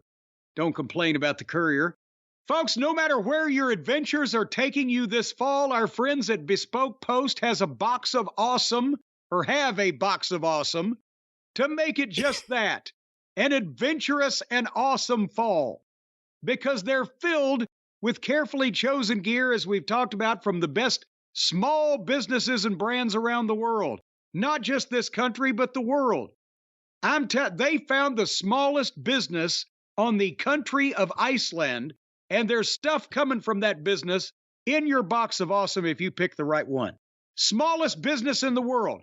This guy actually had both of his legs amputated. What? And he works for himself, so he's not even a one-man business. This is not even a one-man story. I don't know where you concocted this, and this is nothing to do with he's only two-thirds there. He's the smallest business in the world. He works for himself out of his house, and he's got no legs. What? But, folks, there's all kinds of small businesses, some with 4 to 6 legs. Is it a regular-size house? It's a little tiny house. You've seen those on the television program, the little tiny house. He pulls his bed out from under the stove in the kitchen. I've seen that on the television program, as you said. Yes, it pulls right out. Anyway, and the box of awesome helps him because it's not too big. So it'll go in his tiny house, and folks, it'll go in yours. And once you open it, that's when everything that's in the box of awesome springs out at you with pleasure and vibrancy. For the record, nothing will be springing out at the listeners. Well, if you have your wife or husband or significant other, when you open it, throw it up in your face, all the shit will spring out at you. Let's not do that, and let's not even... well, there might be knives. That's right. Yeah, but besides knives, they've got barbecue rub.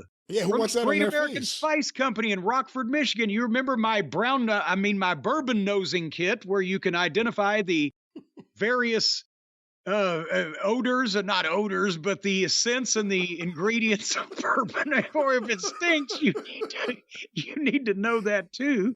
Nose Your Bourbon is what that one. It's in the swirl package, and Swirl Strickland. Swirl Strickland. There's also hot sauces. There's cocktail smokers, and boy, it's hard to get that liquid into that small little pipe. But there's an amazing plethora and variety. The Weekender bag with the quality leather straps and the metal hardware that you can carry various things that you might use over the course of a weekend, depending on what your weekends are like. And just so much more. And you go to boxofawesome.com and you take the quiz of what you're interested in. They don't want to send you just things you're not interested in because, well, that just wouldn't be awesome. They want to know what you want, and they'll send you things that pertain to those things that you want. And each box is valued at around $70, but you pay only a fraction of that price because they're patronizing the small businesses. They're going to these mom and pop stores, small up and coming brands, and they're saying, look here, you ain't nobody and we're something. You better sell us what you're making, and you better sell it to us cheap. Because we're going to turn around and sell it to our customers, and we want to save them money. So they strong arm these innocent mom and pop people. No, they have a wonderful practically giving these products away so they can pass the savings on to you. Well, that part is true. They pass the savings off to you, the listener. Well, who do you think they're pulling? Whose ass is the savings coming out of? They're coming out of mom and pops. This is a cooperative effort between the small business and Box of Awesome to deliver awesomeness. Box of Awesome comes in there, and they're like, it's a nice business you got there. Be ashamed if something happened to it. I like how they keep sending me better Boxes of Awesome than you, just like because I'm more awesome than you. Well, I just answered the questions wrong. But nevertheless, so then when they take this shit from mom and pop and leave them broke and busted and disgusted in an alleyway somewhere, they will give them the advertising. So that's how these small businesses prosper. A broken leg or arm here or there is nothing compared to the publicity that they're getting from having their products placed in the boxes of awesome. None of this is true, ladies and gentlemen. None of it. Not a word of it. None of it. What do you mean? Even boxofawesome.com, enter the code JCE and you'll get 20% off your first monthly box. 20% off the first box at boxofawesome.com, enter code JCE. That's factual, is it not? That is indeed factual, but these fantasies of thug life that you're presenting to the audience are indeed fabrications of your mind.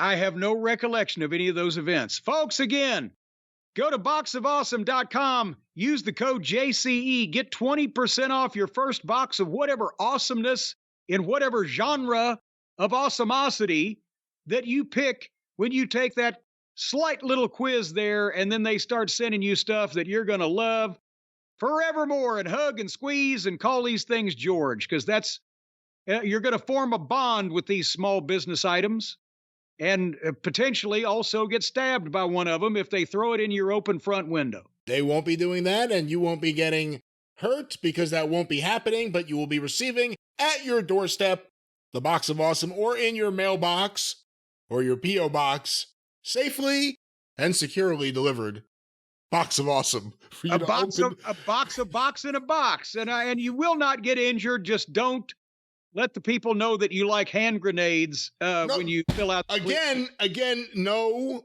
there will be no. There's just no. You could see some of the fine products on their website. What would you get? What would you get if you took the quiz and you said, "I like hand grenades and nuclear fission material and uranium"? What would you get in your boxes of awesome? You get the FBI up your ass. That's what you get, and you deserve it too. Well, there you go. Get your life together, sicko. But if you have your life together, and you want some awesomeness brought right to you, courtesy of your friends here at the Jim Cornette Experience, his show, for the record. What's that promo code one more time, Jim? JCE for boxofawesome.com, 20% off. We can't do this all day.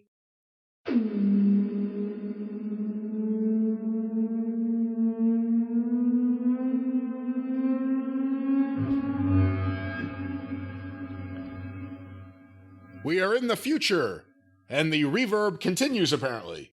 We are in the future, Jim. Now we're in the future.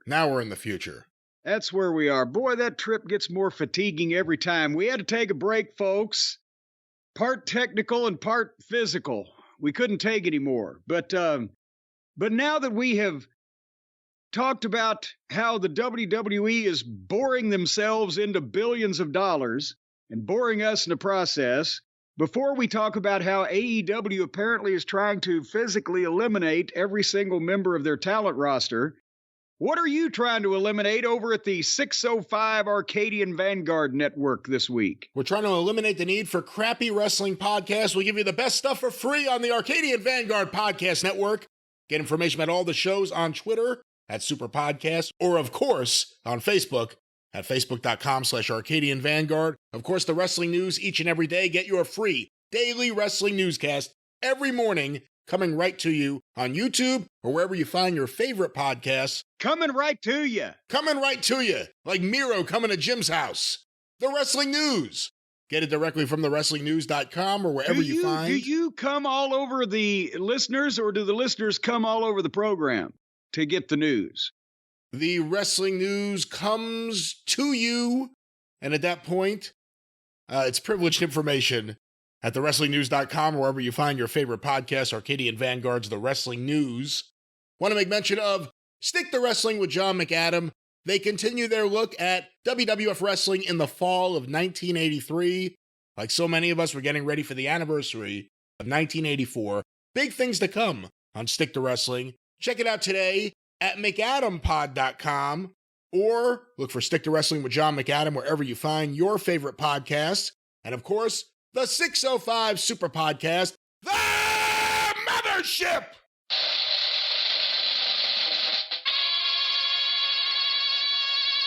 We're now at the point where we're hearing from frequent guests on the show saying, can we do a show already?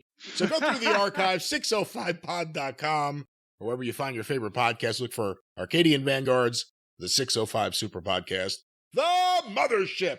You've recently taken up collecting stamps, too, in your quiet spare time, from what I hear. You were getting bored wandering around the massive hallways of Last Manor with all this twiddle your thumbs time. That is one thing I don't collect, is stamps. You know, I found out I did when I collected everything when I was a kid. And I have my father's stamp book when he collected stamps when he was a kid, which is why I started saving stamps. But then a number of years ago, I said, I ought to check into all this shit. I got the fucking first day covers and the special edition USPS stuff and all the old stamps that my dad had. I was told basically that the average age of stamp collectors is now dead. And nobody really collects stamps anymore unless it's shit that they would fucking auction at Sotheby's or whatever. There's still that kind of thing. But, you know, so in his stamp book, he was collecting them in the 1920s. So I figured, well, all this old shit,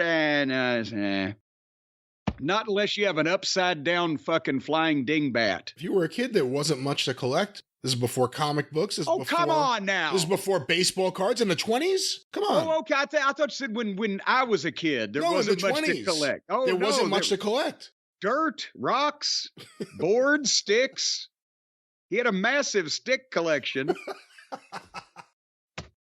From the dogwood tree. Yeah, there you go. It was the grandmother of the dogwood tree. Anyway, speaking of the dogwood tree or the wildwood weed or whatever it is that's going on at AEW, a collision has been rightly named with the amount of potatoes, the amount of taters, as we used to say in the locker room, that are being thrown around. The whole crew hails from Boise, Idaho. See, this is hilarious shit to anybody in the wrestling business over 55 years of age. And we're gonna talk about, as we go through the over the age of 55 in the wrestling business, or as it's known, the average age of dead. Well, there you go. See, all the good stuff is gone. Stamp collecting, wrestling terminology, it's all gone. You know, I walked in the locker room when I was managing Mike Boyette. He was Apocalypse, the soldier of fortune, right? Yeah, of course. In Memphis. And poor Mike, he was the nicest, great guy, but he was all fucked up in a variety of ways, and you could just look in his eyes, right? And he had come in and he's doing the soldier of fortune. He's wearing the camouflage and the face paint like he's out in the jungles of wherever, Bolivia. And he was wearing combat boots. He's doing martial arts shit, which come to find out I believe he was a heck of a judo guy in the 60s in his youth, but I don't think they kick in judo. But the point is, he's trying to kick these guys with these combat boots, right? With varying degrees of success. So one night I come in the locker room and there he is, and he's already got his face painted up and he's got his head thing on. He's got his camouflage pants on and everything. And he's barefoot and he's taping up his feet, right? Like the ball of his foot. You know, sometimes barefoot wrestlers will put a little tape on, whatever. I said, Mike, did you hurt yourself? He said, no, I'm wrestling barefoot from now on. I said, why's that? He said, they made me take my boots off. They said they were made out of potatoes. But see, it was funnier if you're over 55. Nevertheless, so they said they made me. They said, yeah, they actually. At the time, it was Dundee. I think and/or Jerry Jarrett. But it was a consensus of the babyface locker room, apparently. Anyway, we were going to talk about collision, people colliding with each other with drastic results. What do you think of the new 3-man announcing booth there on Collision on Saturday nights, where we had some semblance of normalcy for a little while? Now it's Tony Schiavone, Kevin Kelly, and Robin Leach. He's screaming and he doesn't know why. That is what he sounds like. Because and now Tony's trying to lead or be, not trying. They have him as apparently the lead announcer. In the way that David Crockett was the lead announcer on TBS. Well, no, he wasn't. See, it was always, that's my point. Always viewed as the sidekick. But that's the way Tony does commentary. Well, but the problem is now with all three of them, Nigel is, as you mentioned to me, I don't know if it was on tape or just on the phone.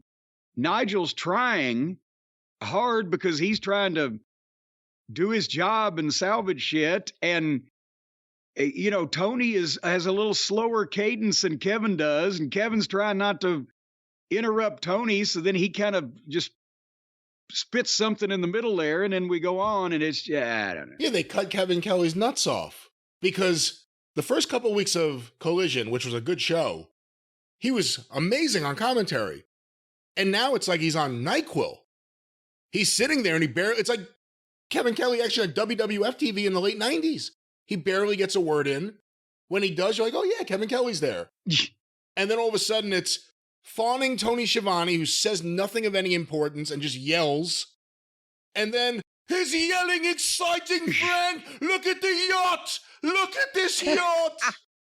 He's in his luxurious swimming pool. That is what it's saying. That Kevin Kelly's he left New Japan for this? This is what he left New Japan for? Well, no, I think, to be fair, he left New Japan, I think, just be able to spend more time with his family as he increasingly ages on his way to, rotting in the ground as we all do. You can't do that. Gee, one of the listeners sent me something where apparently Schiavone said that he went to Tony Khan and asked if he could do lead commentary on Rampage. And instead, Tony Khan made him the lead commentator on Collision. Well, it's hard to tell those two shows apart anymore, except one's a little longer. But let's talk about the one that's longer, because we're going to get to a few profundities, hopefully, here in the course of the analysis.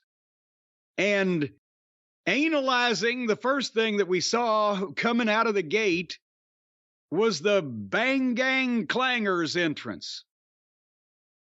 And my God, I don't know that we pushed Steve Austin in the 90s like they are pushing these fucking guys, but it's a group of people that is focused on probably the least charismatic one of the bunch, and he's the one that's wrestling a single match. Good old Switchblade Jay White. And his opponent was summoned by you, Brian, like Beetlejuice. Think about it. When is the last time we heard this guy's name, A.R. Fox, and you mentioned it on last week's program? Where'd he go? And he's back. I don't even know if that program has been released yet, so people have to take your word for it. But yeah, he was a babyface that you can kind of root for. He kind of looked like he was from the set of Breakin' 2 Electric Boogaloo, like he could dance. You know what he does too? He does the one thing he does that looks horrible. He claps his hands in front of him whenever he does like a kick or anything. Like instead of slapping his thigh, he'll clap his hands in front of him. Here, look how good my rhythm is. I can clap my hands at the same time I kick the guy. Well, he was a great babyface, and then he turned heel and became just a vicious thug. Just a backstabbing, home-invading motherfucker. And then Swerve turned on him. Kind of like the name Swerve, you would think maybe I shouldn't trust this guy. It's like having a fucking lawyer named Cheatham. He cheated him, and then he had nowhere else to go, so he came back hat in hand to Darby and Nick Wayne. Apologized. He apologized. I'm sorry you nearly bled out because of something I was involved in. Then he was kind of like almost accepted, and then he disappeared, and then Nick Wayne turned, and now A.R. Fox is back. So now is A.R. Fox justified? Wait a minute, who did he turn on now? Wait, A.R. Fox is justified because he knew ahead of everybody what a piece of shit turncoat backstabber Nick Wayne was. But he was only doing it to upset Darby, right? He wasn't doing it, like Nick Wayne was just, what's the word I'm looking for? A pawn in the game? Well, yeah, Nick Wayne was just collateral damage. Collateral damage. You know what they ought to do? They ought to, like the kids these days, they ought to do a Facebook, fucking group or thing or whatever on everybody's personal drama. Here's what Darby said to me in 2018 that led me to smash him with a goddamn blunt instrument in 2022. He insulted my cooking or whatever the fuck. And all the childish high school reasons why all these people are mad at each other and keep stabbing each other in the back to where you can't fucking trust any motherfucker. We ought to have some kind of Like one of those, you got a neighborhood thing up there, right? You got a neighborhood thing on the internet where they keep everybody apprised. Aunt Joe over here down the street just had her fucking 14th hysterectomy or whatever. So we send good luck to her. Mrs. Princenthal saw a bear, make him up the street. Be careful. There you go. Yeah. Well, they ought to have that for AEW, where we could, instead of trying to remember this shit because it's inexplicable, we should be able to go back and look at all the nasty things they've said to each other and why they're mad. But that is kind of the drama they try to put on their show. It's all about friendships ending because of endless childish behavior. I'm not exactly sure why. Everyone's friends for no good reason, but then the friendships end for no good reason. So there's no good reason for any of it. Well, speaking of no good reason for anything, let's get back to Jay White and AR Fox. Oh, yeah. Once again, it took everything that the number one contender to the World Heavyweight Championship could do to beat this 185-pound nobody that we never see and that has turned on every friend he's ever had to the point where people can't trust him at all in 15 minutes. Didn't they say, too, AR Fox was a hometown kid, or he was from Connecticut? I didn't see massive banners or anything. Welcome wagon. Was the Chamber of Commerce there? I thought they said that on commentary, but then I'm like, you said his gym was in Atlanta, and he's mugging people in the Pacific Northwest. Yeah. I don't know, but it was a long match. Maybe he's one of those expatriates. Maybe they excommunicated him. Anyway, the point of the deal was, as Jay White and his Bang Clang Bangers are celebrating in the ring that they've beat this guy, MJF, dressed all in black with a hoodie that he, flips down to last moment, runs to the ring and tries to steal his belt back and gets his hands on it and gets caught, and they jerk it away from him, and he runs back out through the crowd. So the world champion did a run-in to fail, and it's not like now that they, oh my God, I can't believe that the Gangbang Clang actually snatched the belt back from MJF. There's no heat in that. It's that they stole it is the heat that the champion comes out and tries and fails once he's got his hands on it to get the fucking thing back. Well, now it's like, well, fuck. Do you see what I'm saying? Yes, he wants to get it back. They're about to have a match, apparently, we think, according to these convoluted, clouded fucking promos where they're challenging, asked, and answered 3 or 4 matches in the same fucking breath. So why would you have him try to steal it when he's got a match coming up where he could get it back? Or if he's going to try and steal it, let him steal it. And then somebody can beat him in the 8-man tag and steal it back if it's that big of a deal to you. Or whatever the fuck. But what was this? The booking for all of this has been questionable for a while. I think in one way it was good because this is what heel MJF would do. He would sneak to the ring and try to do something sneaky. Yes, and heel MJF would have probably got away with it. Heel MJF would have got away with most of the shit that he's not getting away with anymore, and that's the problem. I agree with that. That's why he was over. I agree with that. He was getting away. Although he's still over. He's still over, but it's different. Okay, he's still over. Would he now be getting over doing this thing if we had never seen the other thing? Would he be getting over doing this thing like he got over doing the other thing? No. Boom goes the dynamite. But what's the other thing? He would have gotten the belt and run away? No, the whole heel run. Yes, MJF is over right now. Yeah, but the babyface run is clearly not as good as the heel run. No one's questioning that.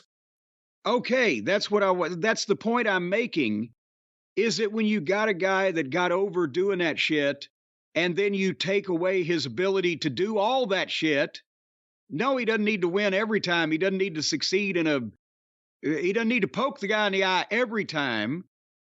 But still, most of the time, he's got to outsmart these fuckers because he's the devil. And then they can gang jump him and do something illegal, immoral, and unethical again. But you see what I'm saying? He's got to one-up these guys most of the time, and then they get to heat where it counts. Because if he's just outsmarted, outmaneuvered, He's the magician that can't make the fucking rabbit come out of the hat anymore. I will say this, he should get a raise. He's in the middle of everything that matters on this show. Not just this show, but Dynamite too. It's all MJF. If they really wanted to reward him, they'd give him a contract release. Well, that would be a gift for him, but not for the company. Well, you said he should be rewarded, given a raise. Well, anyway, so then immediately after that segment, the Acclaimed, in a backstage blah, blah, blah, announced that next week they're going to be the champions for 69 days, and it's getting ridiculous now. So next week will be National 69 Day. And then Caster is apparently convinced that MJF has texted him, but Bowens and Billy Gunn are berating him because he's been catfished or whatever, and that's not the real MJF. And it's like children, and they make him stand in a corner while it's children. It's Billy Gunn's got to be laughing his fucking head off once he gets in the car at night. He's more over than he's been in 20 years. They're paying him, I'm sure, a fortune, and all he has to do is suffer through this bullshit. He's 60 years old. He's got to be dying fucking laughing. You know, I hate to say it, but I'm starting to hate the Acclaimed. Maybe starting is a little late to the game now at this point, but they got over what the rapping to the ring and then doing stuff in the ring. Now they just do promos that are you said childish. I mean, yeah, I get we could still make fun of the idea that 69 is a sexual number, like we're teenagers, but with the Acclaimed, it's always one thing after another. And now the idea that Max Caster is some like weird adult sex pest who doesn't understand boundaries or how to behave or how not to be catfished. Caster was the cool rapper, right? That's what got the two of them over before Billy. Caster was the cool rapper that said wicked, sharp, cunning things in his raps, and then they did just enough in the ring. Caster got the act over without any question. Yes. And then, okay, when Billy comes, that adds an element of name value and experience and blah, blah, blah. But as we said, at that run, they had then the scissoring thing started, and yes, that's a cute thing, but they allowed it to get out of control to where that's the only thing they wanted to see out of the Acclaimed. And then when they had hurt Billy and he put his boots in the ring or whatever the fuck that time, we thought, okay, now they've seen, we got to make these two young baby faces more independent for the future for the next several years because Billy is, nearing the end of his career. And then he comes back and he's the hottest part of the fucking group. And now, as you said, I love the term from our friends in the UK, sex pest. But he's at some point, a naive child, and at other points, trying to hit on MJF or a single white male. No, the other day there was some promo. I don't even remember if it was something we talked about where maybe it was on Dynamite. It was them being interviewed by Renee, maybe? Because it would either be her or Lexi. And he made some kind of inappropriate comment, and the other two pushed him away and chided him. Yeah. This is now his gimmick. He can spit out some real sick shit on the mic, but he also doesn't know how to behave like an adult. That's his gimmick now. So, to your point, yes, they are making it to where the Acclaimed are less likable for all the reasons that people liked them to begin with. And speaking of the Bang Bang Clang, who never left the ring, we come back and have another match with now the Gun Boys, who again are just sitting in the ring waiting, and here comes the boys, Dalton Castle's two henchmen, assistants, whatever they are. His two boys.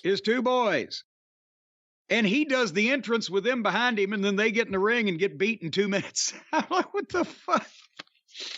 And there you go with that. What'd you think of the Guns hanging out in the ring while everything else was happening after, they were obviously just out there for the opening match, but they never came back. They just stayed out there for their match. Well, yeah, it's almost like they don't want this group to even leave the arena. It's not like familiarity sometimes breeds contempt. Let's give people a little break between matches and promos involving. It's always a 20 or 30-minute continuous run-on deal with this group, and you get tired. And Juice is the one we see the least, and he's the most interesting.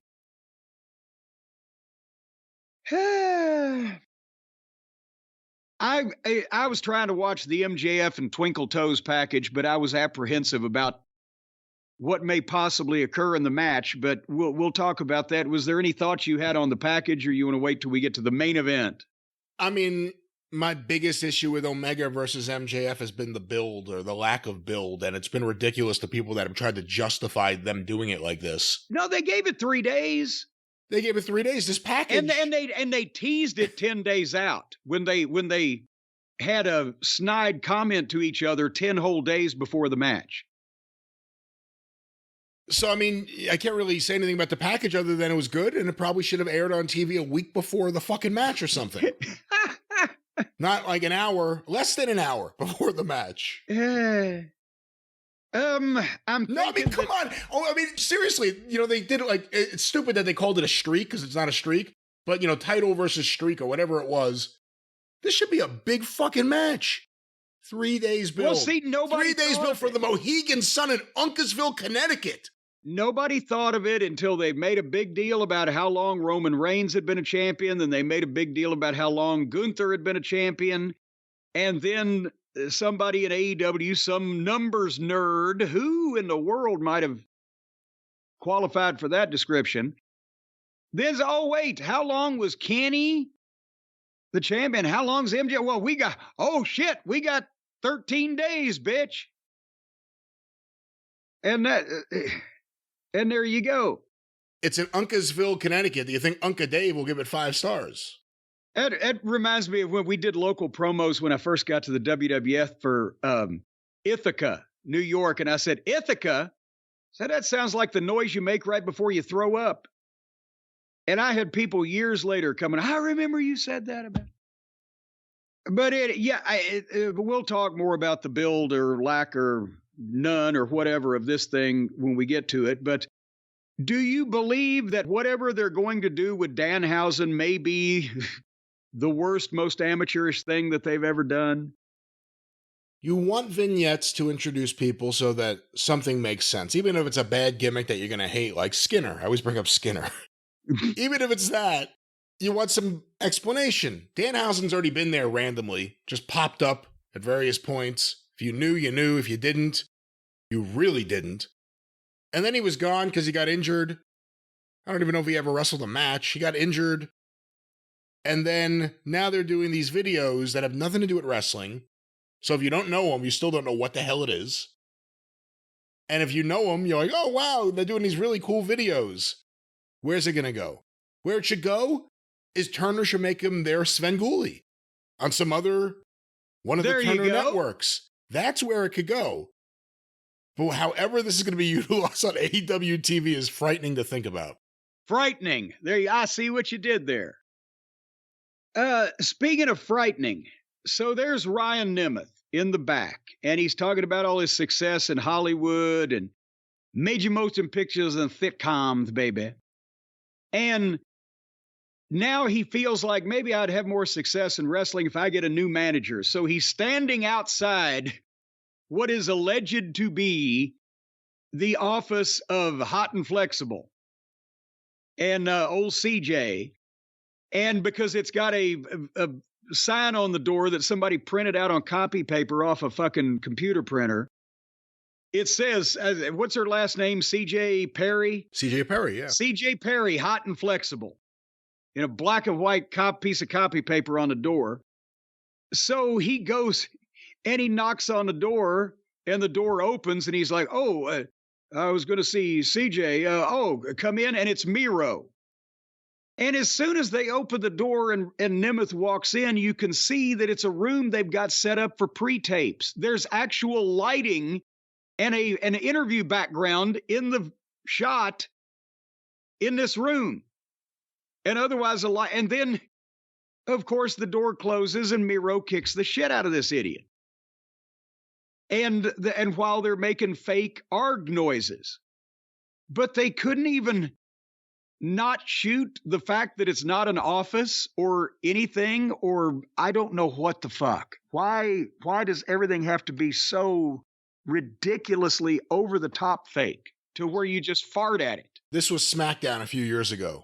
This is an old Raw segment. The idea that they shot his face so that the door opens, you can't see who's there.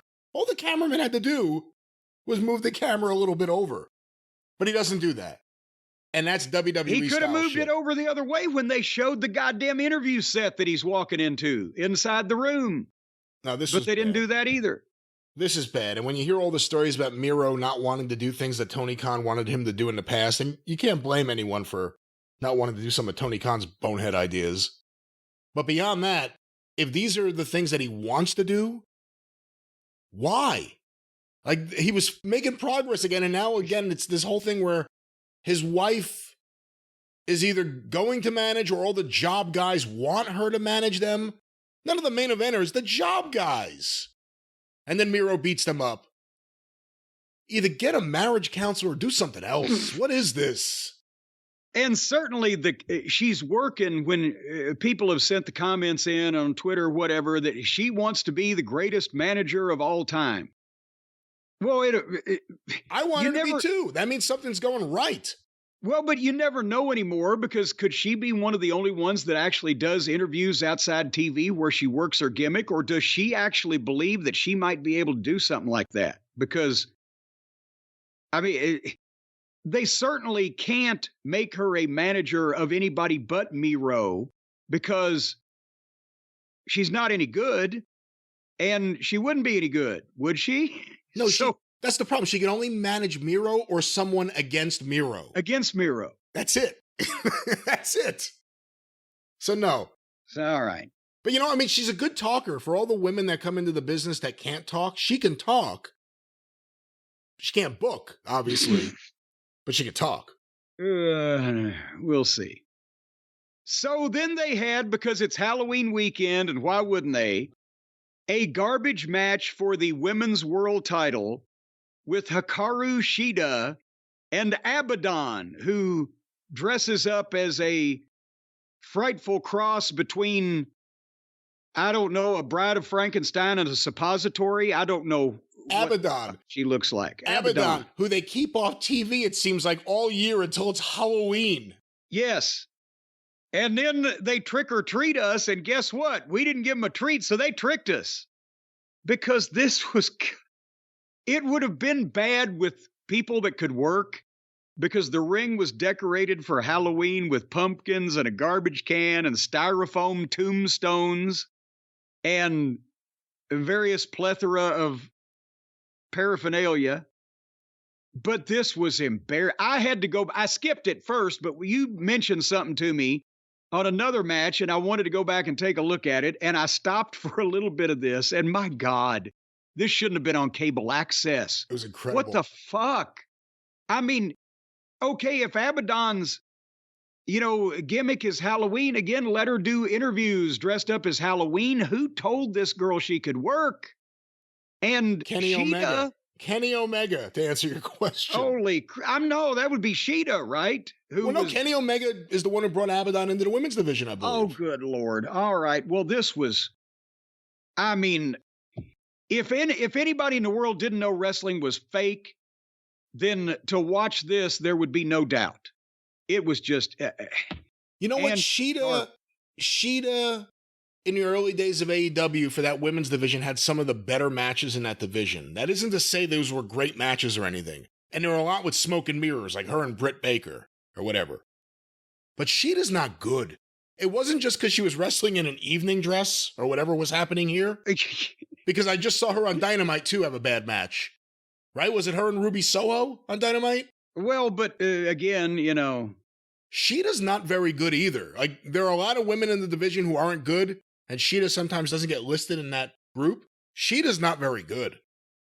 And by the way, the name you just mentioned, Britt Baker. Where the fuck is Britt Baker? She's helping Adam, probably, after his surgery. I didn't see her at Roddy's house. That's a good point.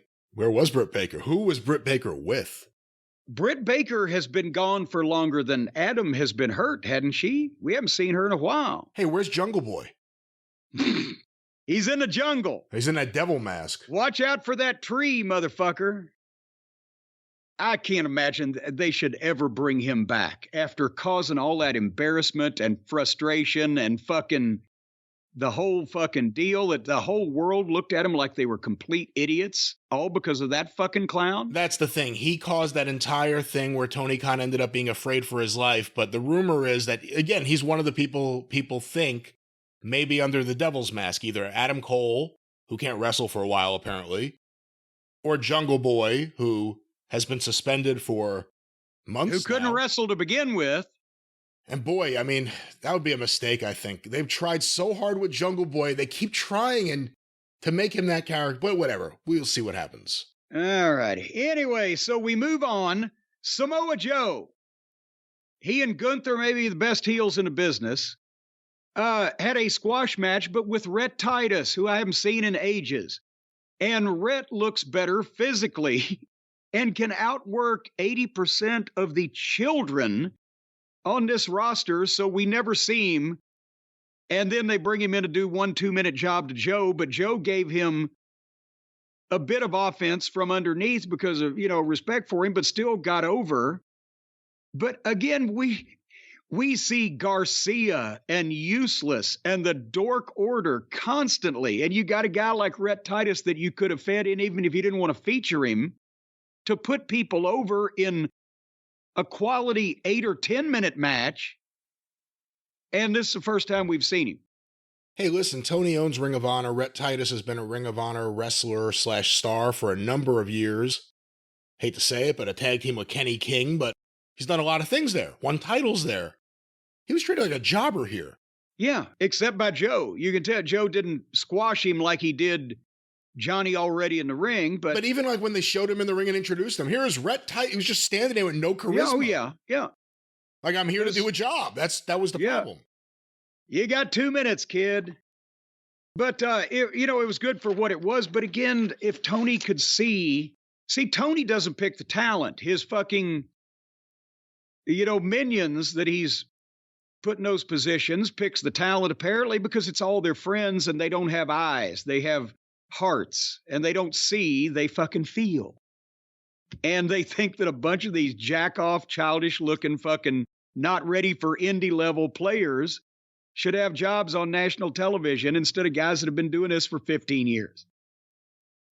Anyway, did you love the interview with QT and QT Girl and what's his face that we never hear from anymore? And John Morrison just standing there, a goddamn ex-WWE superstar and halfway name in the business, and he's just hanging out with QT.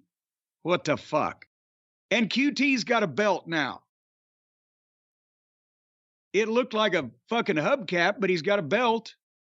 The AAA Mega Championship, was that it? Or it was one of the AAA championships, and he said he's going to now be trying to take down every luchador, because that's what we need on these shows. QT versus the lucha talent. Oh my God.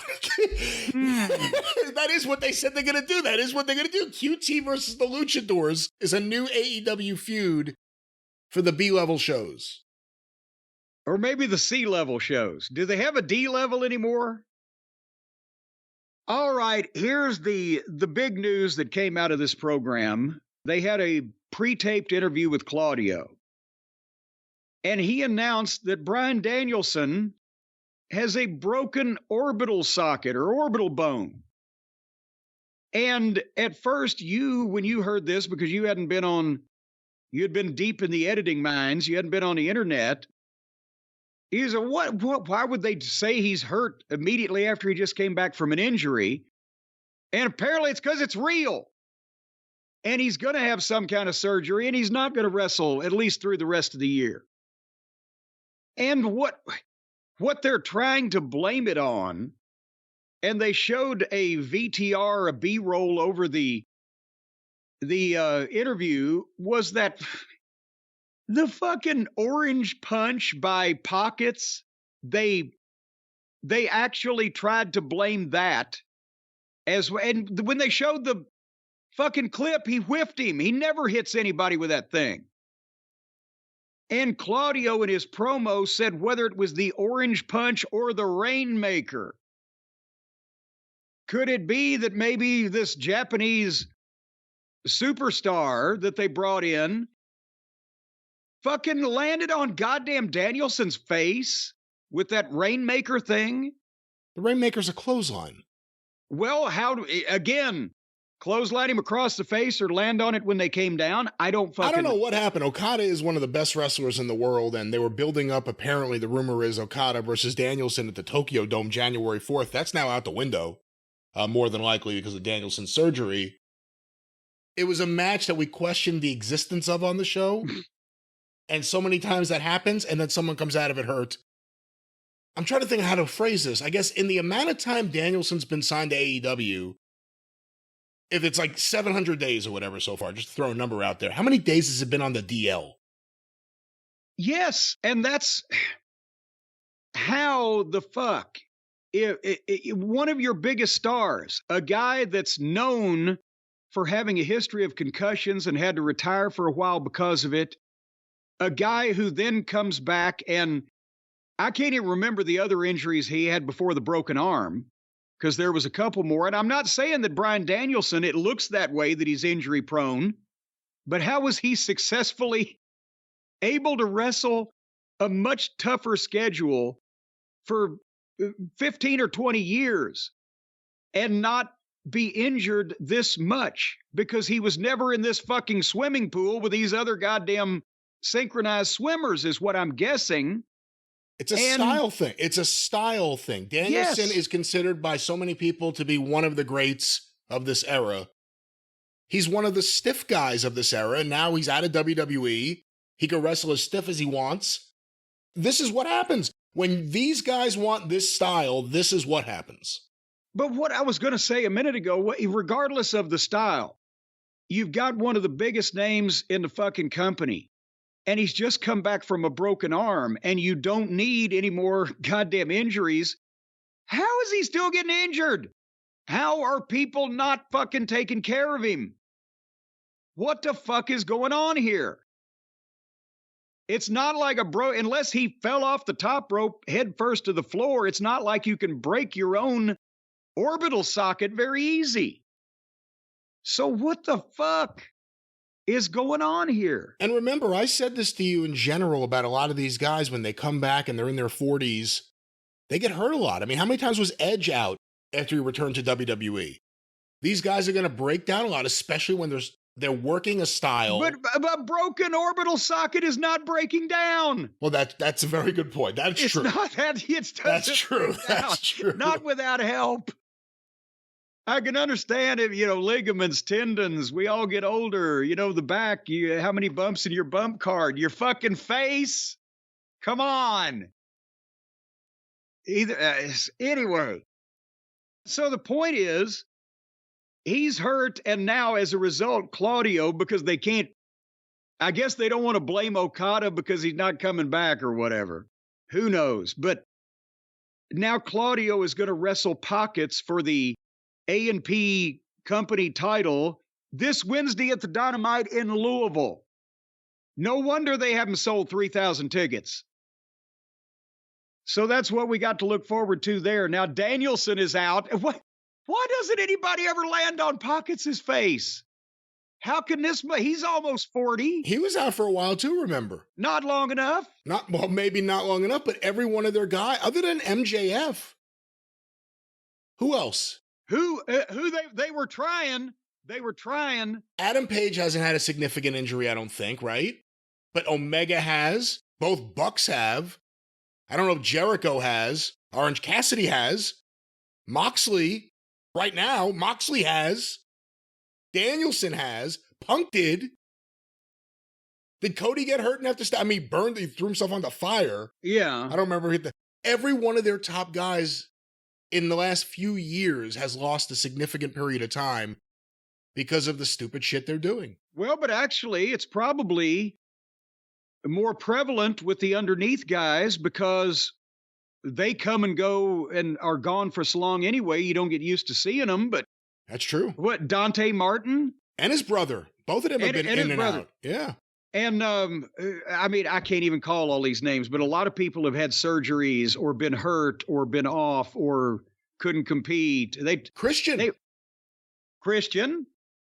Cage was out for a while. They tried to cave Britt Baker's face in 2 or 3 times, didn't they? That's right. And she's had at least a broken nose and at least that.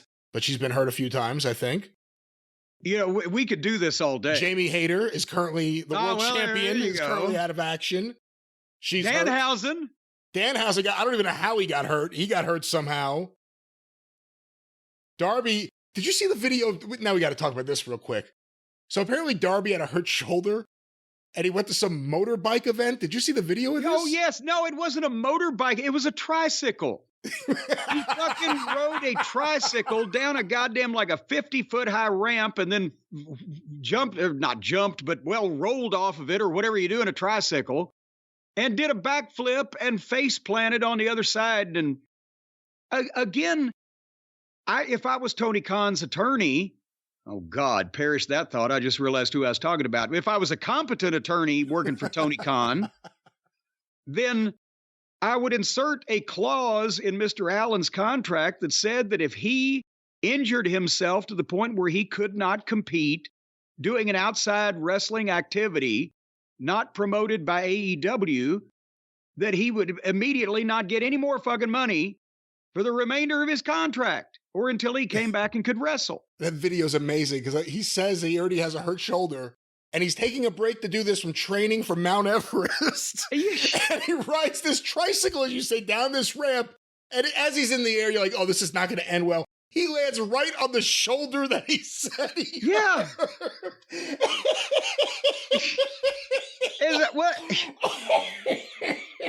As a matter of fact, now that I think about it, they should insert a clause that says not only does he not get paid anymore, but he has to pay all the money he's already made back.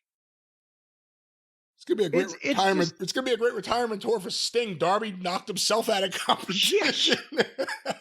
Where Sting will turn around. Where's Darby? He's stuck halfway down the mountain. He couldn't get here in time. Hey, Danielson said in a promo a few months ago that he only saw a good solid year left because of the promise he made to his daughter. How many of those months is he going to be on the injured list, do you think? Oh, I just thought about that. I mean, they're telling that story, right? Yeah, he's counting the clock down for the last year of his full-time career, and they just sat on his fucking face. Well, you know, you mentioned the plumber. Is he still hurt now or hurt again or been locked up, taken away, tied up, and held for ransom? What's his status? Did you see I haven't read it yet, but a lot of people were posting quotes from it in the Cult of Cornette Facebook group and on Twitter. There's an article, here, I have it here, from your good friends, Jim, at The Messenger. Don't shoot the messenger. AEW's Jon Moxley calls for major industry change after suffering concussion in the ring. Exclusive. Moxley was injured during a match on AEW Dynamite last month, which sent him to, quote, fucking outer space for 10 minutes. And now he's proposing an idea how to better protect wrestlers, and this is by Daniel Traynor. You know what? I got the first idea. If you are a wrestler that's been knocked into fucking outer space, don't go 10 more minutes. Here's the question before we read any of this. Are Moxley's groundbreaking suggestions going to be the things that anyone would say who wasn't already doing this? Is he just like, now that he got knocked in the head, he's like, wow, I just realized what everyone else has been saying about how stupid everything we do is. Well, of course, that's what it is. But also, if he wanted to make industry-wide change, he was probably in the place that he may have been able to do it. The one that leads the industry. But he couldn't hack it there, and he didn't like it. So he went to play with his friends, and now he ain't going to change shit because none of these guys are going to do anything that they don't want to do. If I could make this time machine work backwards, I wish I could be in the room for Moxley pitching to Heyman and Brock Lesnar what he wanted to do. I would pay anything to be in the room to hear that conversation. But here's the article, once again, by Daniel Traynor, The Messenger. I don't know if he's the messenger or just writes for The Messenger. Jon Moxley was standing in front of more than 10,000 wrestling fans inside New York's Arthur Ashe Stadium, but he had absolutely no idea where he was. During Moxley's AEW International Championship defense against Rey Fenix at AEW Dynamite Grand Slam on September 20th, Moxley suffered a mild concussion at the start of their match. Moxley exclusively told the Messenger the concussion happened, quote, 30 seconds in, end quote, which ultimately sent him to, quote, fucking outer space for like 10 minutes. I just kept getting progressively more lost. I couldn't figure out where the fuck I was. Then I had this moment of clarity. Oh, I'm fucked up. I gotta get the fuck out of here. So an in-ring audible was called to end the match early and give the title to Small Phoenix. package, you fucking moron. Not pile driver? Small package the guy. Just small package the fucking, you're supposed to win. You're hurt. Here are your options. Small package the fucking guy, 1, 2, 3, and the doctor comes in, or the other guy picks you up over his fucking shoulder and drops you on your head again. Twice. Which one should you pick?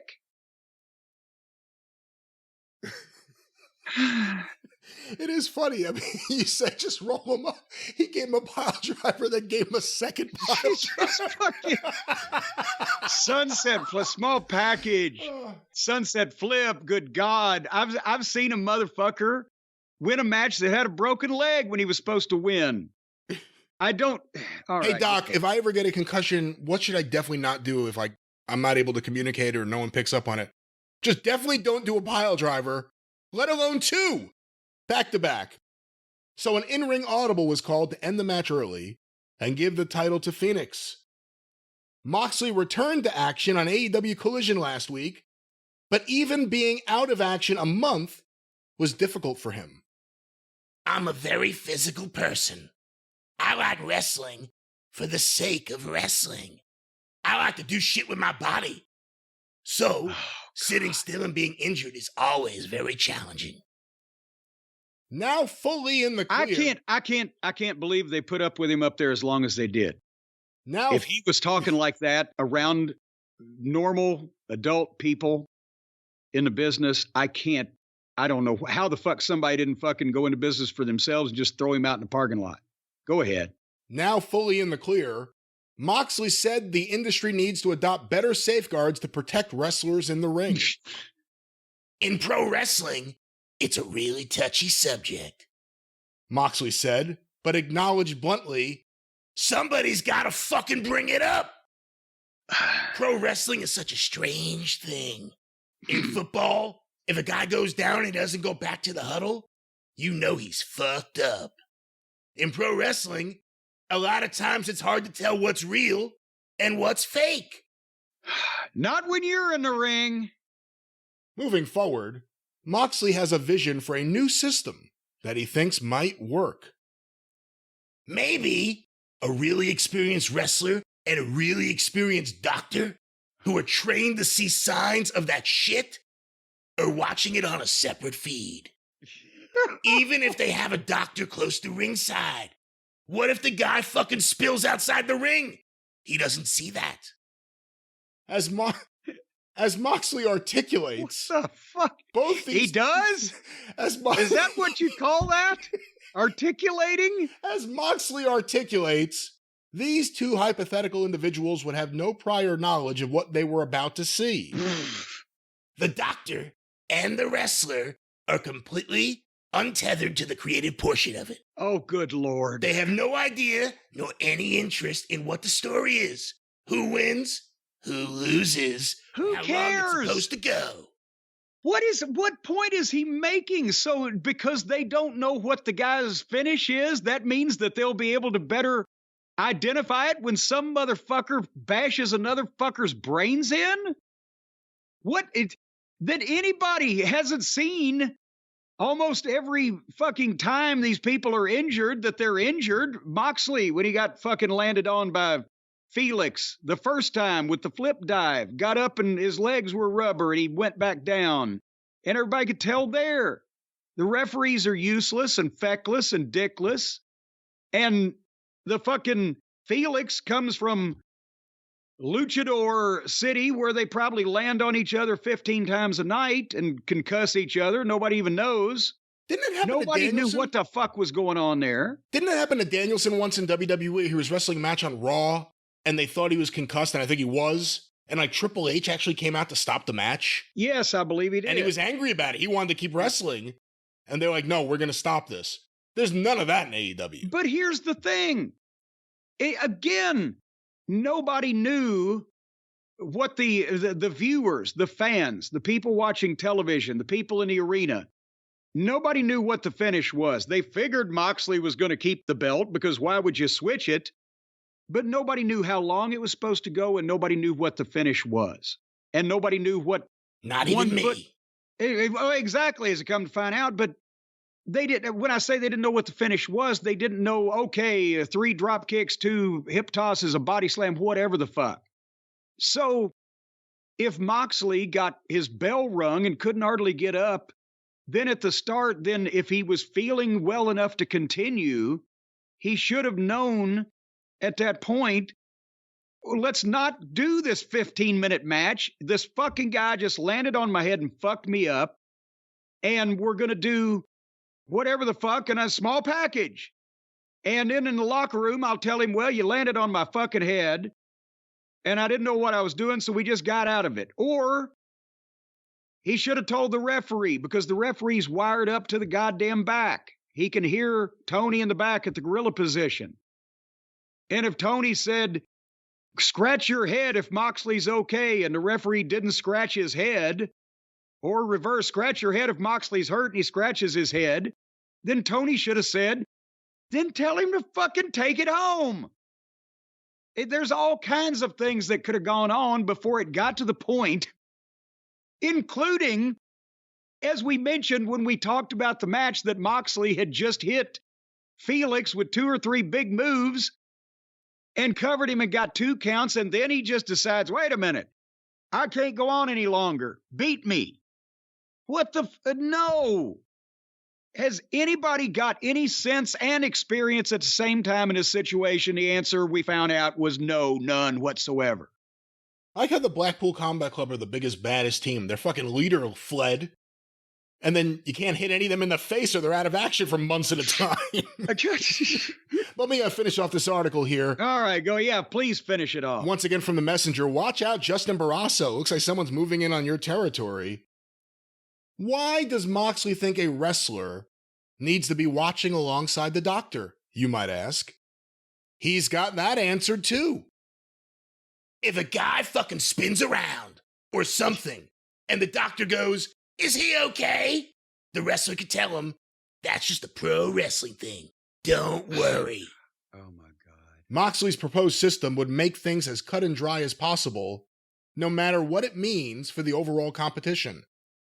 As soon as the doctor sees a sign of somebody being concussed, he just fucking hits the red button. Oh, jeez. Oh, no, I did that wrong. He just hits the fucking red button. Boom. This is over. No matter how much time is left. No matter if it's on live TV. It's just over.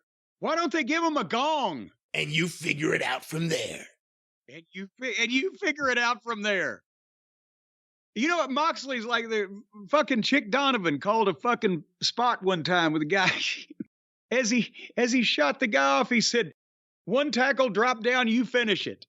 And the guy's running the ropes going, what? What? That's the same, yeah, and you figure it out from there. Sure, somebody's going to need to, because you can't, you fucking pea-brain moron. Oh my God, wait, we just have received word from Tony Khan. The red button has been pushed. Match is over. The match is over. Red button. The winner via red button. A cone comes down over the rig, and then fog is shot into it as a decontamination. This guy's a simpleton. He's a simpleton, and he's got brain damage. You can tell. His brain has been damaged for the things he likes, the things he does, the things he says, whatever. But no, you don't need a doctor and a wrestler and a red button and a separate fucking feed. And they know nothing about the booking. They can't know anything about what's going to happen. And, well, then in that case, how the fuck if they know what the finish is when a guy gets dropped on his head and is laying there selling, well, he's supposed to. fucking morons for that matter. But besides that, I've been in the business for fucking 40 years. And every time that I can ever remember being on a show or doing commentary or being in a locker room, when somebody ever got fucking a concussion, they pretty much knew about it because the guy that got dropped on his head would say, hey, grab a hold, I'm fucking hurt. One time, Bobby Fulton, I remember this, the Fantastics against Ron Simmons and Butch Reed. Bobby got dropped or in some way landed on his head and finished the match, but then came in the locker room and didn't remember it. And then was freaking out because he couldn't remember finishing the match. But everybody around the ring has a part to play in it without putting extra people out there. The referee, both guys working with each other. You can see on the monitor if something really looked bad. That's why the X sign from the referees came into being, and then everybody got smart to it. And then they started working it to work the people. But the referee would tell the backstage gorilla position crew, yes, he's really fucked up. And they would send instructions to the referee of how to immediately get out of it.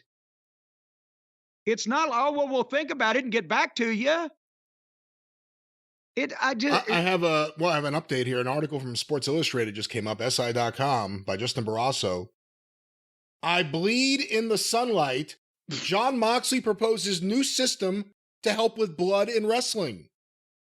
It's come to my attention that bleeding is wrong. It certainly has come to his attention. I've got a concussion, so now I have ideas how to fix the whole business. In other words, no.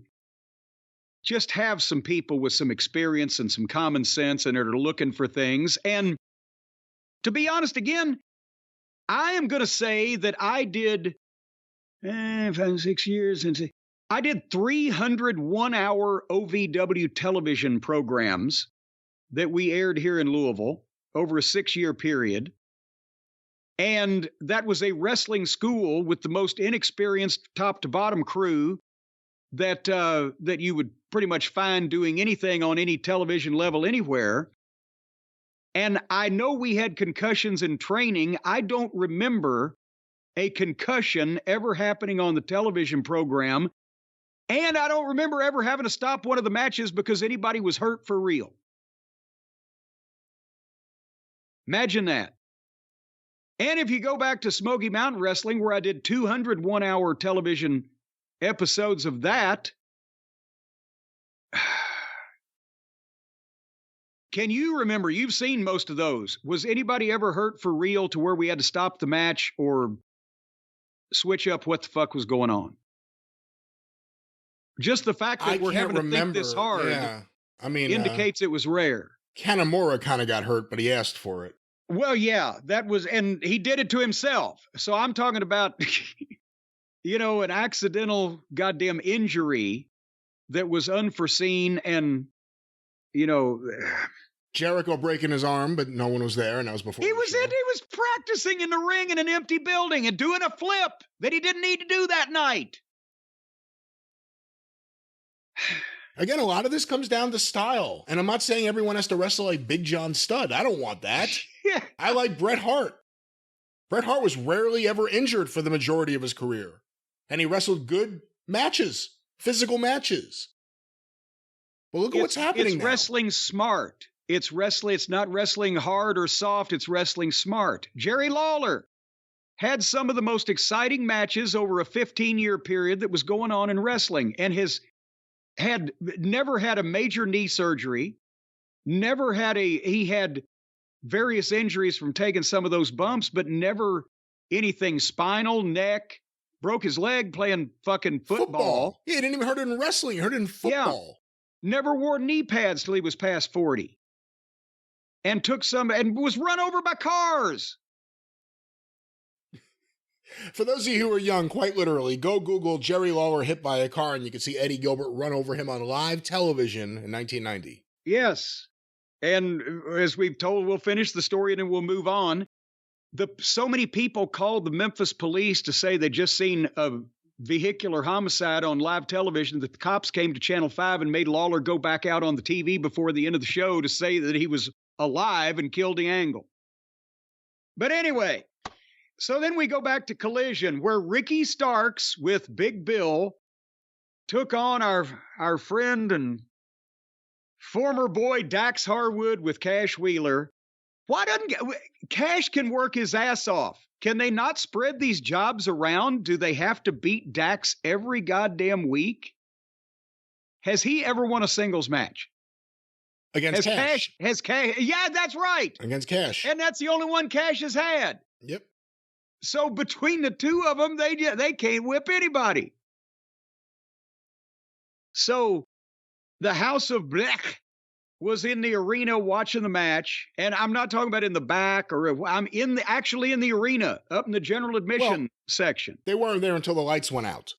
Well, of course, the lights have to go out so they can appear and then come back on, but... In the stands, I mean, it's one thing if they're coming out the entranceway, then you can at least make some sense. They're running by, the lighting guy knows what he's doing. They're in the stands. They're buying popcorn. Yeah. And the thing is, these hot heels, this top heel group, not one fan heckling them, fucking with them, trying to speak to them. They're looking around them like, yeah, you're moving. You're blocking my view of the fucking ring. And they watched the match, and it was a good match because both these guys are professional in ways that most of the other people on the AEW roster are not. It wasn't a great match in that, again, by the time that it was over with, they were hitting each other just back and forth with things. Can anything beat anybody? And finally, one of the worst looking things was the finish. But before that, you had me go back and look at the exchange of pile drivers. Right, because when we first talked about this before, a couple days ago, before time travel, you had seen the second pile driver, but you had fast forwarded, inadvertently past the first one. Well, no, I didn't fast. I was making notes, and I looked down. I didn't see, because I was noting as he goes to pick him up for the pile driver. I guess I looked down at my pad and I heard, boom, he pile drived this. I wrote, he pile drives him, and then 15 seconds later, Starks is up and giving his own pile driver, but I didn't see the form of Dax's pile driver. What'd you think now that you've seen it? Well, in all honesty, I would have rather taken that way than the one Starks gave him. And I will tell you why. Yeah, explain. If anybody wants to go back and look at the finish of this match, after they've done all this other stuff, Dax goes to give Starks a pile driver, and he puts Starks' head between his legs, and he grabs him around the middle, and he picks him up. When he picked him up, it looked, and I'm thinking either they wanted to do this way or Dax saved it, one or the other. Because what it looked like was Starks didn't know once he went up, how to take the pile driver. And I can't believe nobody's ever pile driven him before, but instead of keeping his head between Dax's legs, his thighs, and his hands on Dax's knees where he could post up and brace up, he just let go of the legs and his head came out, and Dax had him picked up completely upside down where his head was hanging and his feet were straight up in the air. But his head and his arms were dangling free. And when Dax jumped up, if you go back and look, again, I'm trying to dissect this without knowing whether this was a save or on purpose.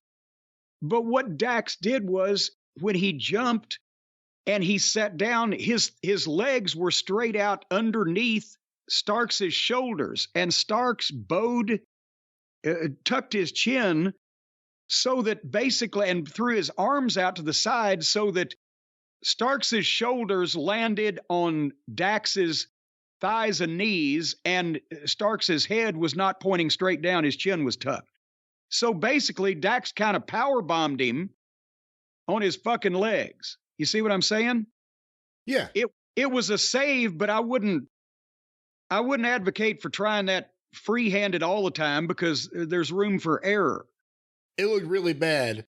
And I was surprised when they followed that up with another pile driver. That seems to be the thing in AEW. When you hurt someone with a pile driver when it looks like you did, just do it again. Just do it again. Someone else do it. But in this instance, the guy that got pile driven and it looked like it hurt him, 15 seconds later was up after the distraction and gives Dax a pile driver and beats him with it. And that pile driver looked worse because, and I'll talk about this, some people can't give a pile driver. There's moves that even the greatest wrestler in the world can't do, always, all the time. And there's two other people that did shitty pile drivers. And I'm going to tell you who they were. Bobby Eaton and Ric Flair. You didn't want either one of those fucking guys to pile drive you. And the reason with Flair, I think it came from the back injury and the way that he learned to take bumps at the side. But have you ever seen Flair give a leg drop? A leg drop, not a leg drop. Knee drop. A leg drop. Leg drop. Have you ever seen Flair leap up in the air and land flat on his ass? I can't think of ever seeing that, no. Okay, well, you got to do that, or at least go flat on your ass even if you're not jumping, to give a pile driver. And Flair didn't do that. He would bend a leg or bend both legs every time he gave a pile driver. And he only did it when it was part of the angle. It wasn't like he did them in regular matches. That's why you see him very seldom. By the way, he was also awful at taking pile drivers. Well, yes, because again, potentially, maybe it was at his neck, back, whatever the fuck. But with Bobby, think about this, the guy with the greatest leg drop off the top that would land flat, right? But this went back to the days when he was a single in Memphis, and we used to talk about it in the car. He said, Corny, I can't do it. Every time Bobby tried to give somebody a pile driver, he would not be able to keep both his legs straight and land flat on his ass. He would bend, trying to think in my mind's eye, he would bend his right leg and he would go over to the side. He is like the gymnast that they get their confidence shaken and they don't know where they are oriented in the air, whatever they call that in the gymnastics world. It's sometimes, if even a great athlete, if he can't see something in his head or it's not natural to him to move a certain way, he can't do that move. And so Bobby would only do a pile driver when it was called for in the finish or an angle or whatever.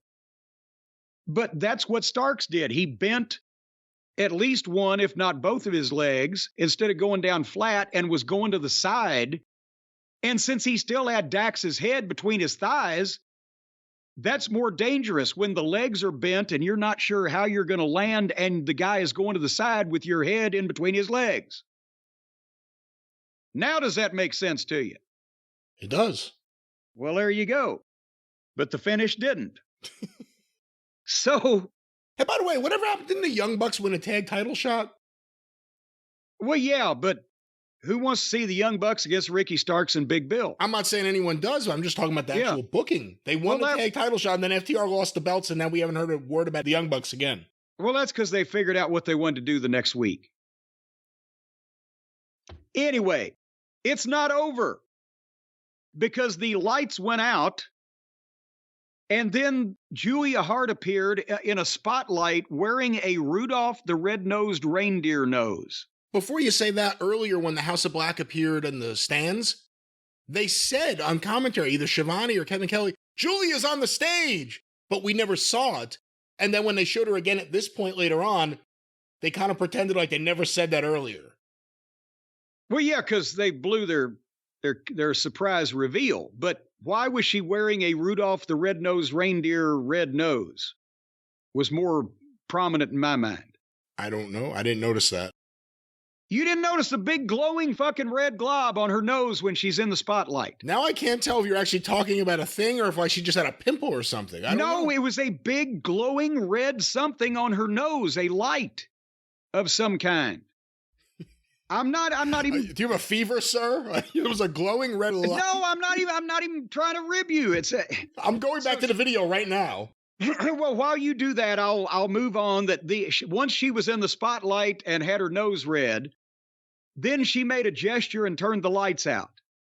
And then the lights came back on and the House of Black were in the ring, and all the heels turned around to stare at FTR. But then more music played, and out came I can't pronounce the name of their faction, LaFuckers and Goobers, with Preston Vance.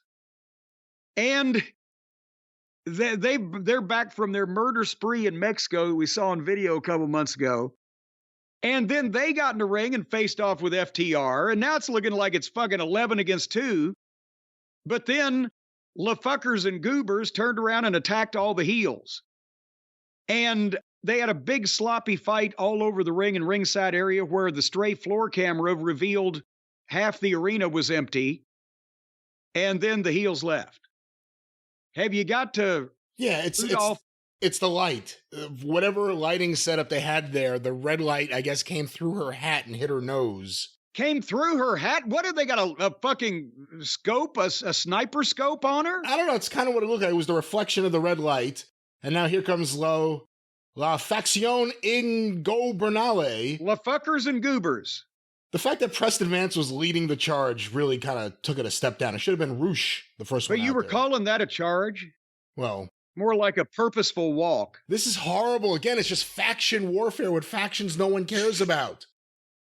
So then they had a backstage interview with Andrade, who said something. I'm not sure exactly what. And then Chris Statlander now. I believe he said, let me out of my contract. That maybe I heard something to the words of I'll do anything. Statlander, she's the adult in the room. She's trying to talk to Willow Nightingale and Blue Sky about settling their issues because there's tension. And then Willow and Blue Sky did some amateur night at the Improv stuff or other, just had some conversation. Well, did you hear what they said? The problem apparently started after Julia blew the mist into Sky Blue's eyes, and now she's kind of more dark than she's been. Yeah. That's what we needed. Yeah. We need dark blue sky. Well, you know what they say, red skies at night, sailor's delight, dark blue sky in the morning. You ain't going to get laid. That's not what they say. Well, somebody said it. And then Claudio beat somebody. That'll teach him to say that stuff. I didn't even get this guy's name. I'd never seen him before. And then Samoa Joe again set up the main event, telling MJF he will be at his beck and call. He'll be his friend as long as MJF gives him a return title shot. And MJF is not being accepted to this so far, or accepting, I should say. And then we got to our main event, Brian. And it was a long-awaited main event of the evening also, Brian, as we talked about earlier in the program. We waited for this bad boy for 13 whole days. Actually, we didn't really wait for it because we anticipated it for 13 days because all they did was make a veiled comment about 13 days to start it out. Actually, to correct you, it turns out it goes back even further. Oh? MJF also whispered something into Kenny's ear on the Young Bucks program Being the Elite on YouTube, apparently. So they teased it there about a week or 2 weeks before it was teased on TV. So the maybe couple 100,000 people, I'm not sure, who watched that, they at least would know there was some kind of tease without a direct reference. And I believe they would be preaching to the choir defined, because anybody that watches that program, they're there. They're in the pew already. Pew. Pew, pew. But anyway, so for the AEW World title, we had MJF against Twinkle Toes McFingerbang. And, of course, this match was officially announced the previous Wednesday. And you made the point, Brian, regardless of what I or any other right-thinking human being thinks about Kenny, he is a big name in their universe, in their, well, solar system, maybe not galaxy, in their little world. He's a big name. Cluster of stars. I don't even think they're a cluster. Well, maybe they're a cluster, but not of stars. Nevertheless, and all that, they gave us an announcement 3 days ahead of time and put it on free television, not even on their A show, but on the B show that don't be too good anymore. Against the World Series. Oh, and that for the folks that watch the baseball, there's that. And for this match, I swear to God, Harpo came out. Of course, we're talking about our friend Kenny. Came out wearing pink boots and a pink feathered jacket with his hair in a top knot. And he looked like an artichoke having a gender reveal party. Does he have somebody make these outfits for him on purpose to look preposterous? Maybe in Thailand. I'm not exactly sure. Is he trying to do Seth Franklin freaking Rollins? Well, you could argue he was doing the wacky stuff in a sense before Rollins, actually. Well, true. I will say, beyond, any jokes about what he's wearing or anything, he doesn't look very healthy right now.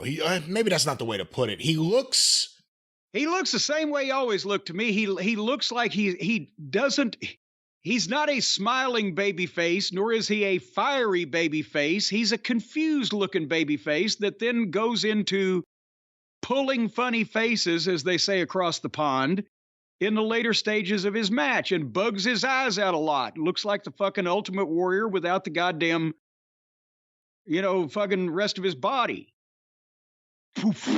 He's puffing and huffing, and then otherwise he's just got that hangdog expression that Harley had when she had her infection. I don't know. Maybe I'm wrong, but he doesn't look as spry, as healthy. I don't know. Something just maybe it's just me. Well, the question of this match that I had in my mind was, is MJF good enough and smart enough to make Kenny look like a wrestler instead of a video game character? And the answer to that was going to hinge and depend on whether or not they had MJF's match or they had Kenny's match. And unfortunately, they started out having MJF's match and degenerated into Kenny's match. And MJF, when he's in there with a pro that understands the business and has had some experience in proper places instead of wrestling fucking blow-up dolls and marital aids all the time, Danielson, Punk, he had classics with. MJF always has the match that's a wrestling match that is built on psychology, that makes sense from start to finish and takes people on a ride and gets emotion. And this was, at least it turned into, by the way before the end of it, it degenerated into a goddamn video game outlaw indie match that Kenny is a specialist in. And all it did was risk MJF's goddamn neck when he's their golden goose right now. And we can go through a few fucking specifics, but that's what I thought about the whole goddamn thing. It was ridiculous what they did in the timing of when they're doing it, or unless Tony's planning on buying his own private hospital. I don't know. Am I being cranky? Did you like it? You have a tendency to tolerate Kenny. I thought it was good, but I didn't think it was one of the best Omega matches, and I didn't think it was one of the best MJF matches. I thought they worked fine together considering the constraints that were going to be there, which are Kenny works a specific way, and MJF would more than likely try to find a way to work with him to eventually get something out of that he wanted. He was trying. And, I said it before, we were talking about the different guys that have been injured. Just about every single top guy in that company has gone down at least once, if not twice, except MJF. And you see a match like this, whether it's against Omega or anyone, because we've seen some of this kind of stuff before, whether it's him landing on his neck or landing on his knee or landing on his back, there's only so much more of that you can do before you're really going to feel it. And there was a lot of that in this match that made me uncomfortable. And it turned into an Omega match. I mean, yeah. And again, I like them more than you do, but it just, you do your thing, I do my thing. They did the yay boo spot at the end. At least MJF was selling like he was wobbly legged. Right. So it worked, but it's almost too much. But they get to a point in these matches where it's not over, and it probably should be, because the fans get built up to a point where they're ready for it. There was one point in this match, I don't remember the specific example. It seemed like the fans were ready, and then it didn't happen as a finish. It's not that they booed or stopped watching. They kept watching. They stopped making noise. Like they were waiting for something else to happen now. they get it right and then they go too far. But that's the thing. It started out, it made sense. MJF was getting cheers with his eye poke and blah, blah, blah. And he even did a dive. And that made sense. But then here's my problem, not with MJF trying to do so much of Twinkle Toes' stuff, is that all of that shit that Kenny does is so contrived and awkward offense. It's not wrestling. It's not natural movements. It's running and drop kicking legs and turning his back on the guy and making a face and then running in another direction and swooping around. And it makes a worker like MJF have to stand there and wait. Kenny's timing is not good. It's timing for gymnastics, not wrestling. I don't know the difference because I don't know gymnastics. But he's either standing there and waiting or positioning himself to an obvious degree because the guy can't do anything, just do it. He's got to run and gesticulate and hit the ropes and make movements. And it throws the timing of everything. MJF is the only one that's going to know whether I'm right or wrong, but that's my assessment from watching, is you can't get in a flow with him because he's always doing this awkward, weird shit. You know what else hit me watching this? And I've said things about this in the past, but I don't know how much longer Omega's going to be able to do this. He looks like he's in a lot of pain, everything he does in the ring now. Nothing's coming easy. Not that it should look easy, but well, it looks like it's caught up with him bad. Well, let's talk about they're having a match. MJF makes a little comeback. The biggest pop was on head biting and the kangaroo kick. But then Kenny stops him, and he gets out of the ring and pulls out a table out from under the ring. I'm like, what the fuck? I'm thinking the best heel in the business is working as a comedic babyface, and the biggest douchebag in the business is now going to do furniture spots with him for no reason, out of nowhere. It's not a no DQ match. This is not a blood feud. For fuck's sake, the guy got poked in the eye, so his response is attempted murder. But then he sets the table up on the floor, and then they get in the ring and start having the match again. So what purpose did... Then they get back out and fight on the apron above the table so that everybody knows they're going to go through it here in a minute. And Kenny gives MJF the begonia suplex or the marigold suplex, a snapdragon, whatever, on the apron. But he took the brunt of it. Because it's landing on his own back of his head, too. But then the referee stands there slack-jawed, gawking, as they're on the apron for well over a minute, not counting. And then Kenny awkwardly gets him up because they can't maneuver on the apron and power bombs MJF off the apron, through the table, on his head, through to the floor. And then they sell that, and both of them are on the floor for the entire 90-second break that they took, as Tony Schiavone was pointing out. They've been out of the ring for almost 3 minutes by the time they come back, and they still weren't counted out. And the match wasn't stopped. And nobody's getting carried out on a stretcher. Because they were in commercial. Because it's fake. And they're stupid. And they still had 13 minutes on the air to wrestle after doing a hospitalization angle.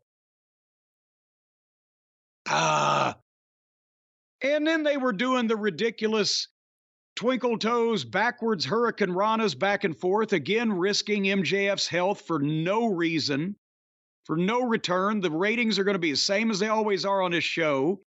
The house live was pathetic. And there were no pay-per-view buys, so they're just doing this for free. And they're going to let fucking Twinkle Toes hospitalize the Golden Goose. And then they would do the high-impact stuff where one would take a move and then get up 10 seconds later and then give the other something. And then it went so long, like you said, more. And then Kenny pranced and gesticulated and did the knee lifts and went for the one-winged fairy. And then Don Fallis comes out and distracts Kenny.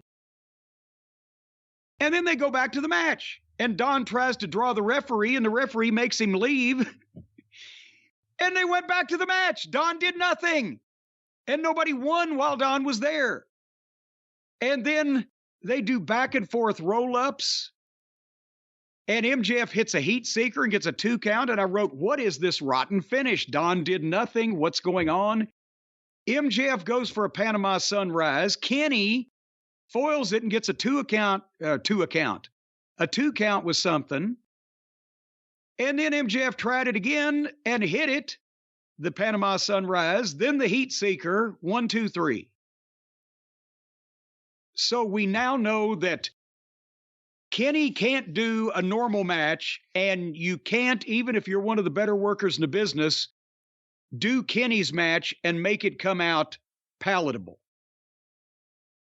And again, whether the power bomb through the table or whether a couple of these other goofy things that they were doing, again, now if they want to hurt MJF, he's the only one that got left. They might as well fold up for 6 months and rehab everybody at the same time.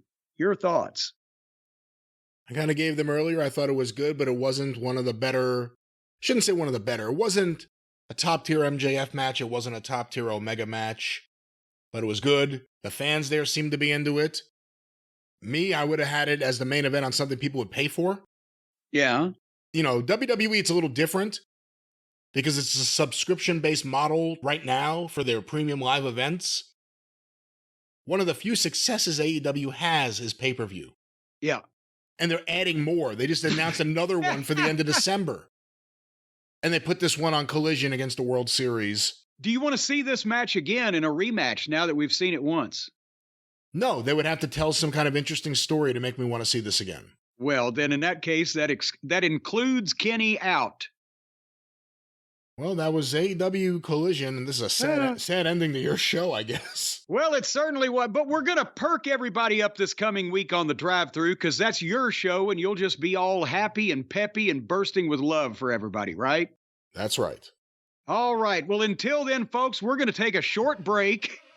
Before we do this again, we're going to watch some more bad wrestling, and then we're going to come back on Brian's show with your questions, too. And in parting, besides love, peace, and soul, we wish you thank you, fuck you, bye-bye, everybody.